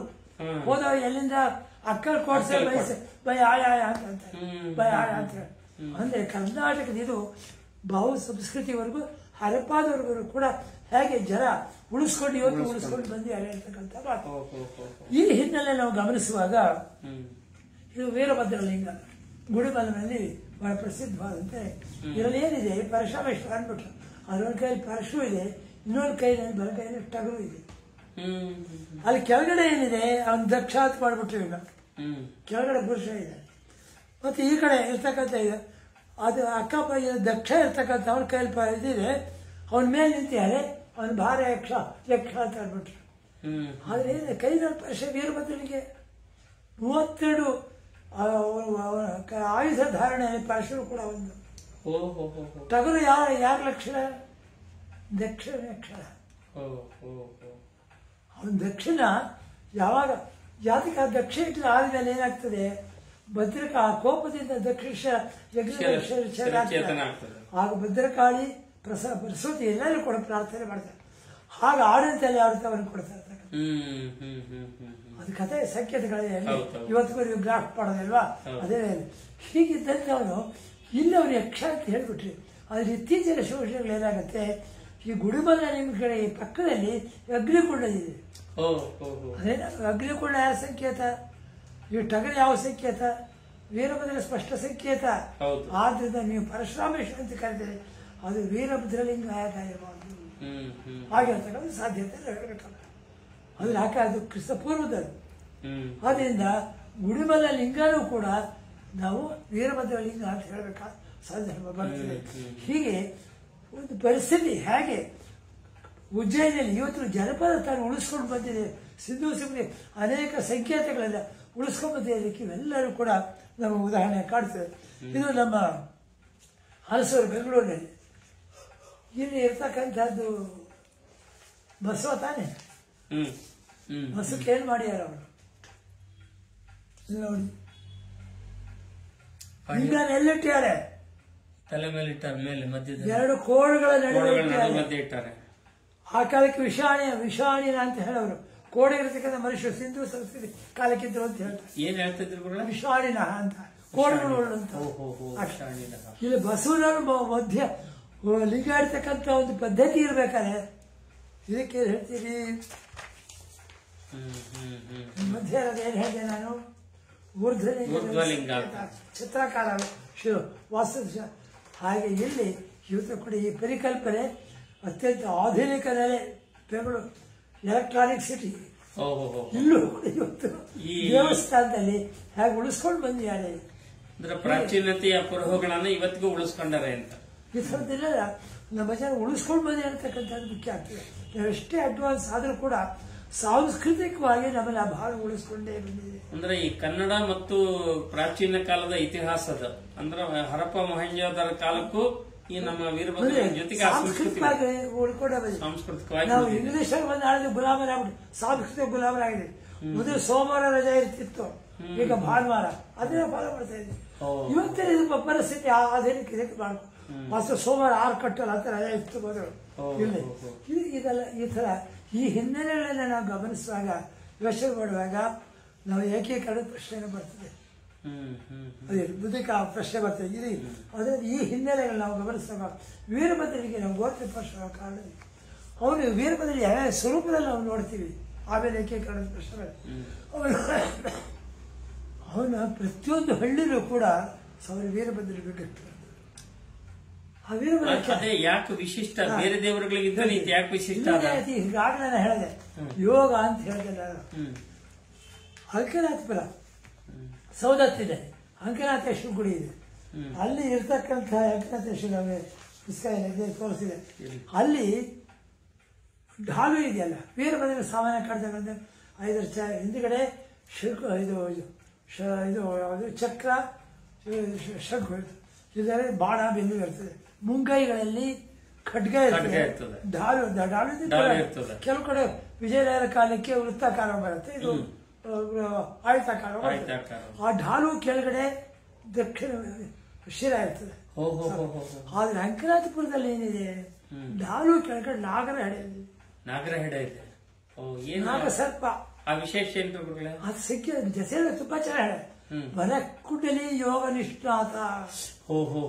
ಢಾಲು ಕೆಳಗಡೆ ನಾಗ ಇದ್ದ ಮೇಲೆ ಕುಂಡಲಿ ಯೋಗ. ಢಾಲುನ ಅದ್ರ ಹೆಡೆ ಮೇಲೆ ಕಂಟ್ರೋಲ್ ಮಾಡಿದವನು ಅಂತ, ಅಷ್ಟು ಕಂಟ್ರೋಲ್ ಮಾಡಿದವನು ಅಂತ. ವರಕುಂಡಲಿ ಯೋಗ ನಿಷ್ಠಾತ ಅವರು. ಇದನ್ನು ಅಂಶವಾಡಿ ಚಾಮರಾಜನಗರದಲ್ಲಿ ಬರ್ತದೆ. ಅಲ್ಲಿ ಆ ವಿಗ್ರಹನೇ ನಮ್ಮ ನಿಜಗಲ್ಲಿ ವೀರಭದ್ರ ಇದ್ದಾಗ ಸುಮಾರು 10 ಅಡಿ 12 ಅಡಿ ಇದೆ. ಅವನ ಜಡೆನೂ ಕೂಡ 10 ಅಡಿ ಬರ್ತದೆ. ಅಲ್ಲಿ ಢಾಲು ಕೆಳಗಡೆ ನಾಗರ ಹೆಡೆ, ಕೆಳಗಡೆ ದಕ್ಷಿಣ ಹೆಡೆ ಶಿರ ಇದೆ. ಅದ್ರ ಅರ್ಥನೇ ಆಯ್ತು ಮರಕುಂಡಲಿ ಯೋಗ ನಿಷ್ಠಾತ. ಮತ್ತೆ ಇದು ಯೋಗ ನಿಷ್ಠಾತದ್ದು ಒಂದು ಪ್ರಶ್ನೆ ಆಯ್ತು. ಹೀಗೆ ನಾವು ಯೋಚನೆ ಮಾಡಿಕೊಂಡು ಬರ್ತಕ್ಕಂಥ ಸಂದರ್ಭದಲ್ಲಿ ಯೋಗ ನಿಷ್ಠಾತ ಯೋಗಕ್ಕೆ ಅವನು ವೀರಭದ್ರ ತನ್ನದೇ ಅಂತ ಇದು ಕೊಟ್ಟ ಅಂತಕ್ಕಂಥ. ಇದರ ಶಿಲ್ಪ ಸ್ವರೂಪಗಳೆಲ್ಲ ಕಾಣ್ತೀವಿ. ಚಾಂಗಲೇರ ಅಲ್ಲಿರ್ತಕ್ಕಂಥ ವೀರಭದ್ರ ಊರ್ಧ್ವಲಿಂಗ ಸ್ವರೂಪನೇ, ಆಕಾರ ಇಲ್ಲ. ಮತ್ತೆ ನಿಮ್ಮ ಕಾರಣಿಗೆಯಲ್ಲಿ ವೀರಭದ್ರ ಗದ್ಗೆ ರೂಪದಲ್ಲಿದ್ದಾನೆ. ಮುಂದ್ಗಡೆ ಏನ್ ಮಾಡಿ ಗದ್ಗೆಗೆ ಪೂಜೆ, ಮುಂದ್ಗಡೆ ಅವರು ಇದು ಕಾಲು ಇಟ್ಟುಬಿಟ್ಟು ಕಾಲಿಗೆ ಗೆಜ್ಜೆ ಹಾಕಿ ಮಾಡಿ ಆಡಿ. ಮತ್ತೆ ಇನ್ನೊಂದು ಹೇಳ್ತೀವಿ ನಮ್ಮ ಇದರಲ್ಲಿ ಈ ಆವರು ಬೆಳೆದಾಗ ಮುಂದೆ ದಕ್ಷಿಣ ಇದು ಇಲ್ಲ, ಪ್ರಸೂತಿ ಇಲ್ಲ, ಏನ್ ಅವ್ರಿಗೆ ಆಕಾರ ಬರೀ ಗದ್ದಿಗೆ ಅಷ್ಟೇ ಇರ್ತಕ್ಕಂಥದ್ದು. ಇವಾಗ ಯಡೂರಿದೆ, ಯಡೂರು ಎಷ್ಟು ಚೆನ್ನಾಗಿ ಸಾಮರಸ್ಯ ಇದೆ ಅಂತ. ಲಿಂಗರು ಸ್ವರೂಪದಲ್ಲಿ ಆಕಾರ ಇಲ್ಲ, ಮೂರ್ತಿ ಇಲ್ಲ, ಲಿಂಗ ಸ್ವರೂಪದಲ್ಲಿ ಇರೋದು. ಯಾಕೆ ಅವನು ಮೊದಲು ಊರ್ಧ್ವಲಿಂಗ ಸ್ವರೂಪದಲ್ಲಿ ಬರ್ತಾರೆ, ಶುಭ ಬರ್ತಾರೆ. ಹಾಗಾಗಿ ಪೀರ ಬೀರ ಬೀರ ಅಂತ ಹೇಳ್ತಕ್ಕಂಥದ್ದು. ಪೀರ ಅಂದ್ರೆ ನಮಾಜ್ ಕೂಡ ಇದೆ. ಯಡಿಯೂರಿನಲ್ಲಿ ನಮಾಜಿಗೆ ಜಾಗ ಇದೆ. ಪೀರ ಭೈರವನ ಕೂಡ ಇದೆ. ವೀರಭದ್ರ ಬೀರ ಮೂರು ಕೂಡ ಸಮ್ಮಿಳಿತ. ಆದ್ರೆ ಹಾಗೆ ವೀರ ಪೀರ ಬೀರ ಮೂರು ಇದೆ. ವೀರ ಪೀರ ಬೀರ. ಅವರು ಹಿಂದೂಗಳು ಹೋಗಿ ನಮಾಜ್ಗೂ ಇದು ಮಾಡ್ತಾರೆ, ಮುಸ್ಲಿಮರು ಬಂದು ವೀರಭದ್ರ ನಡ್ಕೊಂತಾರೆ. ಸಾಮರಸ್ಯ ಎಷ್ಟು ಮಟ್ಟಿಗಿದೆ ಅದು. ಚನ್ನಪಣ ಸತ್ಯ ಬಗ್ಗೆ ರಾಣಿ ಅಂತ ಬರ್ತಾರೆ. ಅಲ್ಲಿ ವೀರಭದ್ರನು ಕಟ್ಟಿಸಿರ್ತಕ್ಕಂಥವರ ಮುಸ್ಲಿಮರು ಕಟ್ಟಿಸಿ ಸಿದ್ದೇಗೌಡ ಸ್ವಾಮಿಗಳು ಉದ್ಘಾಟನೆ ಮಾಡ್ತೀವಿ ಚನ್ನಪಟ್ಟಣದಲ್ಲಿ. ಅಂದ್ರೆ ವೀರಭದ್ರ ಅದು ಒಂದು ಕಾಲಕ್ಕೆ ಅವರು ಒಂದು ಕಾಲ ಪೂರ್ವಜರು ನಡ್ಕೊಳ್ತಿರ್ತಾರೆ, ನಡ್ಕೊಂಡು ಈ ತರ ಸಮಯ ಇರ್ತಕ್ಕಂಥದ್ದು. ಮತ್ತೆ ನಿಮಗೆ ಆಗಲೇ ಹೇಳಿದೆ ನಾನು, ಹಲ್ಮಿಡಿ ನಮಗೆ ಕನ್ನಡದ ಮೊಟ್ಟಮೊದಲ ಶರ್ಮೋಪನಿಷತ್ತು ಅಂತ ಒಂದು ಮಾತು ಬರ್ತದೆ. ಯೋ ವಾಮಪಾದಾರ್ಚಿತ ವಿಷ್ಣು ನೇತ್ರ ತಸ್ಮೈ ದದಾತಿ ರುದ್ರಾಯ ನಮೋಸ್ತು ಅಂತ ಬರ್ತದೆ ಚಕ್ರವರ್ತಿಯು. ಅದ್ರೇನಾಯ್ತು, ಶರ್ಮೋಪನಿಷತ್ ಮಾತನಾಡುತ್ತೆ, ಯಾವಾಗ ಕೋಪ ಆಗ್ತದೋ, ಈಗ ದಕ್ಷಿಣಾದಂಥ ಪ್ರಸೂತಿ ಇವರೆಲ್ಲ ಹೋಗಿ ಸಮಾಧಾನ ಮಾಡ್ತಾರೋ, ಆ ಕೋಪ ಶಬನ ಆದಮೇಲೆ ಇದು ಮಾಡ್ತಾರಲ್ಲ, ಆಗ ಅವನು ಕೊಡ್ತಕ್ಕಂಥ ಇದೆಲ್ಲ ವೀರಭದ್ರ ಅವನು ಶಿರ ಮತ್ತೆ ಕೊಡ್ತಾರೆ, ಕೋಪ ಕಡಿಮೆ. ವಿಷ್ಣು ನೀನು ವಿಷ್ಣು ಕೂಡ ಬಂದು ಪ್ರಾರ್ಥನೆ ಮಾಡ. ಹಲ್ಮಡಿ ಶಾಸ್ತ್ರಕ್ಕೆ ಜನಪದ ಹೇಗೆ ಬರ್ತದೆ, ಶ್ಲೋಕದ ಪ್ರಕಾರ ವಿಷ್ಣು ಅವನಿಗೆ ತನ್ನ ನೇತ್ರ ಕಮಲ ಅರ್ಪಿಸ್ತಾರೆ. ಅವನು ಕೋಪ ಶಮನ ಮಾಡಕ್ಕೆ ಅವನು 1000 ಕಮಲ ಅರ್ಚನೆ ಮಾಡಬೇಕು. 999 ಕಮಲಗಳನ್ನ ಅವನು ಅರ್ಚನೆ ಮಾಡ್ತಾರೆ, ಒಂದು ಶಾರ್ಟ್ ಬೀಳ್ತದೆ. ಆಗ ಇಂಥ ನೇತ್ರ ಕಮಲವನ್ನೇ ಅರ್ಪಿಸ್ತಾರೆ ವಿಷ್ಣು. ಅದೇ ಇದರ ಜನಪದ ಸ್ವರೂಪ ಎಲ್ಲಿದೆ? ಶ್ಲೋಕ ಶರ್ಮೋಪನ ಬರ್ತಕ್ಕಂಥ ಹಲ್ಮಿಡಿಯನ್ನು ಇವತ್ತು ಕೂಡ ಹಲ್ಮಿಡಿ ಮೊಟ್ಟ ಕನ್ನಡ ಶಾಸ್ತ್ರ ಇರ್ತಕ್ಕಂಥ ಅಲ್ಲಿ ಹಲ್ಮಿಡಿ ವೀರಭದ್ರನಿಗೆ ಕೊಂಡ ಆಗ್ತಕ್ಕಂಥ ಸಂದರ್ಭದಲ್ಲಿ ಅಲ್ಲಿ ಮೊದಲೇನು ಹೇಳ್ದೆ ನಾನು, ಮರಕುಂಡಲಿ ಯೋಗ ಆಯ್ತು. ಇಲ್ಲೇನು ಹೇಳ್ತಾ ಇದ್ದೇನೆ ನೀವು, ಆ ಸೂತ್ರ ಇದೆಯಲ್ಲ ಇದರಲ್ಲಿ ಏನು ಇಟ್ಕೊಳ್ತಾರೆ, ಅವ್ನು ನೇತ್ರ ಕಮಲ ಅರ್ಪಿಸಿರೋದು ಒಂದು ತಟ್ಟೆಯಲ್ಲಿ ಕಮಲದ ಬೋಗಲಿ ಇಟ್ಕೊಳ್ತಾರೆ. ಅವನು ಪಾದದ ಹತ್ರ ತಗೊಂಡು ಹೋಗ್ತಾರೆ, ಅದೆಲ್ಲ ತಟ್ಟೆ ಕಮಲದ ಬಾಗಿಲು ಸೂತ್ರ ತಗೊಳ್ತಾರೆ. ಹಸಿರು ತಗೊಂಡ್ಕೊಂಡು ಬಂದು ಕೊಂಡ ಹಾಕಿರ್ತಾರಲ್ಲ, ಕೊಂಡದಲ್ಲಿ ಅಗ್ಗಿಷ್ಟ ಕೆಳಗಡೆ ಒಂದು ಮಡಿಕೆಯಲ್ಲಿ ಈ ಇದನ್ನು ಇಡ್ತಾರೆ, ಅದು ಕಮಲದ ಬೋಗಲ ಇಟ್ಟು ಕೊಂಡ ಕೆಳಗಡೆ ಇಟ್ಬಿಡ್ತಾರೆ. ಕೊಂಡಾಲ ಬೆಳಗ್ಗೆ ನೀವು ನೋಡಿದ್ರೆ ಕಂದಿರೋದಿಲ್ಲ, ಕೊಡಲಿಕ್ಕೆ ಕೆಳಗಡೆ ಇಟ್ಟಿರ್ತಲ್ಲ ಮಡಿಕೆಯಲ್ಲಿ ಕಂದಿರೋದು ಅರಳಿರ್ತದೆ. ಎಲ್ಲಿಂದ ಸಂಕೇತ ವೀರಭದ್ರ ಪಾದದಿಂದ ಕರ್ಕೊಂಡ್ಬರ್ಬೇಕಾದ ಶರ್ಮಪುರುಷೇ ಹೇಳುತ್ತೆ, ನೇತ್ರಕರು ಪಾದಕ್ಕೆ ಅರ್ಪಿಸ್ತಾ ಅಂತಕ್ಕಂಥ ಬರಬೇಕಾದ್ರೆ ಇದು ಹೋಗ್ಬೇಕಾದ್ರೆ ಆ ಕೊಂಡ ಆ ಪ್ರಸಾದವನ್ನು ಯಾರು ಕೊಡುತ್ತೆ. ಇತ್ತೀಚೆಗೆ ಅವ್ರ ಕಾಲಿನಲ್ಲಿ ಕಮಲ ಇರಬೇಕಲ್ಲ, ಕೈನಲ್ಲಿ ಇದು ಮಡಿಕೇರಿ ಮ್ಯೂಸಿಯಂನಲ್ಲಿ ಪ್ರಾಚೀನ ಒಂದು ವೀರಭದ್ರ ಕಾಲಿನಲ್ಲಿ ಇದಕ್ಕೆ ಶಿಲ್ಪದಲ್ಲಿ ಅರಳಿದ ಕಮಲ ಇದೆ. ಅಲ್ಲಿ ಜನಪದ ಹೇಗೆ ವಿಷ್ಣು ನೇತ್ರವನ್ನ ಕಮಲದ ಮೂಲಕ ಜನಪದ ಮಾಡಿದೆ, ಇಲ್ಲಿ ಶಿಲ್ಪಿ ಆ ಕೆಲಸ ಮಾಡಿದೆ. ಆದ್ರೆ ಮರಕುಂಡಲಿ ಯೋಗ ಇದಂತ ಅವರು ಇದು ಮಾಡಿದ ಮೇಲೆ ಅವನು ಢಾಲು ಕೆಳಗಡೆ ಮಾಡಿದ ಹಾಗೆ ಶ್ಲೋಕಕ್ಕೆ ಅನುಗುಣವಾಗಿ ನೇತ್ರ ಕಮಲವನ್ನು ಕೂಡ ಕೊಡ್ತಾನೆ ಅಂತ. ಹೀಗೆ ಯೋಗದ ರೀತಿಯಲ್ಲಿ ಸಕಲ ರೀತಿಯಲ್ಲಿ ಉದ್ಯೋಗ ದೃಷ್ಟಿಯಿಂದ ಆಗಲಿ ಜನಪದ ದೃಷ್ಟಿಯಿಂದ ವೀರಭದ್ರ ಪ್ರತಿಯೊಂದು ಊರಿನಲ್ಲೂ ಕೂಡ ಉತ್ತರ ಕರ್ನಾಟಕದ ಆಚರಣೆಗಳಲ್ಲಿ ಬುತ್ತಿಯಲ್ಲೇ ಇಡ್ತಕ್ಕಂಥದ್ದು, ಮತ್ತೆ ಅವರಿಗೆ ಇದು ಗುಗ್ಗಳ ಹಾಕತಕ್ಕಂಥದ್ದು, ಮತ್ತೆ ಕೊಂಡ ಹಾಕತಕ್ಕಂಥದ್ದು. ಕೊಂಡ ಹಾಕತಕ್ಕಂಥದ್ದೇನು ಹೆಸರು ಬಹಳ ಒಳ್ಳೆ ವ್ಯಾಖ್ಯಾನ ಕೊಟ್ಟಿದ್ದಾರೆ. ಕೊಂಡದ ಅಗ್ನಿ ಸೀತೆನ ತಂದು ಕೊಟ್ಟು ಬಿಟ್ಟ, ಪ್ರವೇಶ ಮಾಡಿದ್ರು ಕೂಡ. ಆದ್ರೆ ಇಲ್ಲಿ ದಕ್ಷಿಣದಲ್ಲಿ ಆಯ್ತು, ಸತಿ ಏನಾದ್ರು ಆಹುತಿ ಆದದ್ದು. ಇವತ್ತು ಹರಿದ್ವಾರದಲ್ಲಿ ಅದು ಹರದ್ವಾರನೂ ಹೌದು, ಸತಿ ಕೂಡ ಇವತ್ತು ಮೊದಲಿದ್ದ ಹರದ್ವಾರ ಅಂತಾನೆ ಅದಕ್ಕೆ ಹೆಸರು. ಅದು ಹರಿದ್ವಾರ ಇರಲಿ, ನಮಗೆ ಹರಿಹರ ನಾವೇನಾದ್ರೂ ಯೋಚನೆ ಮಾಡೋದು ಇರಲಿ. ಯಾಕೆಂದ್ರೆ ಅದಕ್ಕೆ ಶ್ಲೋಕಗಳನ್ನ ನಮ್ಮ ಉಜ್ಜೇರಿ ಬೀಳೋದು ಅಂತೀರು. ವೀರಭದ್ರ ಬಗ್ಗೆ ಇವರು ಹೇಳ್ತಾರೆ, ರಾಮಚಂದ್ರ ಅವನು ವಿಷ್ಣು ಆದದೆ 11ನೇ ಶತಮಾನ. ಇವರು ಹೇಳ್ತಾರೆ ಬಾಲಾಜಿ ಎಂತ ಡೆಫಿನೇಷನ್ ಕೊಟ್ಟರು ಅಂದ್ರೆ, ಬಾಲ ಇತಿ ಬಾಲಾಜಿ. ಬಾಲ ಅಂದ್ರೆ ಬಾಲದಿಂದ ಹುಟ್ಟಿದಂತವನು, ಕೂದಲಿಂದ ಹುಟ್ಟಿದವರು ವೀರಭದ್ರ. ಬಾಲಾಜಿ ವೀರಭದ್ರ ಮೊದಲು ವೀರಭದ್ರ ಪೂಜೆ ಮಾಡ್ತಿದ್ರು ಅಂತ. ಈ ಅಂಶಗಳನ್ನ ಗಮನಿಸ್ಕೊಂಡು ಹೋಯ್ತು ಅಂತ ಹೇಳಿದ್ರೆ ಆ ಮಾತಿಗೆ ಪೋಷಣ ಸಿಗುತ್ತೆ. ಆದ್ರಿಂದ ನೇತ್ರ ಕಮಲ ಇದು ಮಾಡಿದಂತ ಸಂದರ್ಭದಲ್ಲಿ ಕೊಂಡದ ಮೂಲಕ ಮತ್ತೆ ಆಚರಣೆಗಳ ಮೂಲಕ ಗುಗ್ಗಳ ಹಾಕ್ತಕ್ಕಂಥ ಕೊಂಡ ಹಾಕಿ ಮಾಡೋ ಅದೇ ಕೊಂಡ ಹಾಕಿ ಮಾಡ್ತಾ ಇದ್ದೆ. ಹೇಳಿಕೊಟ್ಟಂದ್ರೆ ಅಗ್ನಿ ಸೀತೆಯನ್ನು ಮಾತ್ರ ಪ್ರವೇಶ, ಆದ್ರೆ ದಕ್ಷಿಣ ಸತಿ ಆಹುತಿ ಆದ್ರು. ಆಹುತಿ ಆದ್ಮೇಲೆ ಏನಾಯ್ತು, ಅವ್ರಿಗೇನು ಬಂತು, ಅಗ್ನಿಗೆ ಪಾಪ ಬಂತು. ಆ ಪಾಪ ತೊಳೆಯಕ್ಕೆ ವೀರಭದ್ರ ಭಕ್ತರ ಮೂಲಕ ಕೊಂಡ ತೊಳಿಸ್ತಾರೆ. ಬಹಳ ಒಳ್ಳೆ ಇಂಟರ್ಪ್ರಿಟೇಷನ್ ಕೊಟ್ಟರು. ಆದ್ರಿಂದ ಕೊಂಡ ಹಾಯ್ತಾರೆ, ಹರಿ ಅವ್ರ ಪಾಪ ಜನ ಕಳೀತಾರೆ ಅಂತ. ಈ ರೀತಿ ಜನಪದ ನೆಲೆಯಲ್ಲಿ ತಾನಾಗಿ ಬೇರೆ ಬೇರೆ ಸಂಕೇತಗಳ ಮೂಲಕ ಇದು ಬರ್ತದೆ. ಇದು ವೀರಭದ್ರನ ಪ್ರಾಮುಖ್ಯತೆಯಲ್ಲ. ಅವರು ಬುತ್ತಿ ಪೂಜೆ ಅಂತ ಮಾಡ್ತಾರೆ, ಬೇರೆ ಬೇರೆ ಆಚರಣೆ ಮಾಡ್ತಾರೆ, ಓಕಳಿ ಆಡ್ತಕ್ಕಂಥದ್ದು ಉಂಟು. ಮತ್ತು ಶಿಲ್ಪಗಳು ಬಹಳ ವೈಶಿಷ್ಟ್ಯ ಇರ್ತಕ್ಕಂಥ, ನಿಮ್ಗೆ ಹೇಳಿದ್ದಾರೆ ಬಹಳ ಉದ್ದವಾದ ಜಟೆ ಇರ್ತಕ್ಕಂಥದ್ದು, ಮತ್ತೆ ವೀರಭದ್ರ ಲಿಂಗ ಇರ್ತಕ್ಕಂಥದ್ದು. ಹೊಸ ಸಂಶಯಗಳೆಲ್ಲ ನಾವು ನೋಡ್ಕೊಂಡು ಹೋದ್ರೆ ಹಾಗೆ ಈ ಸಬ್ಬನ್ನೇ ಗೋತ್ರ ಪುರುಷರು ಹೇಳೋಗಿದ್ದೀನಿ.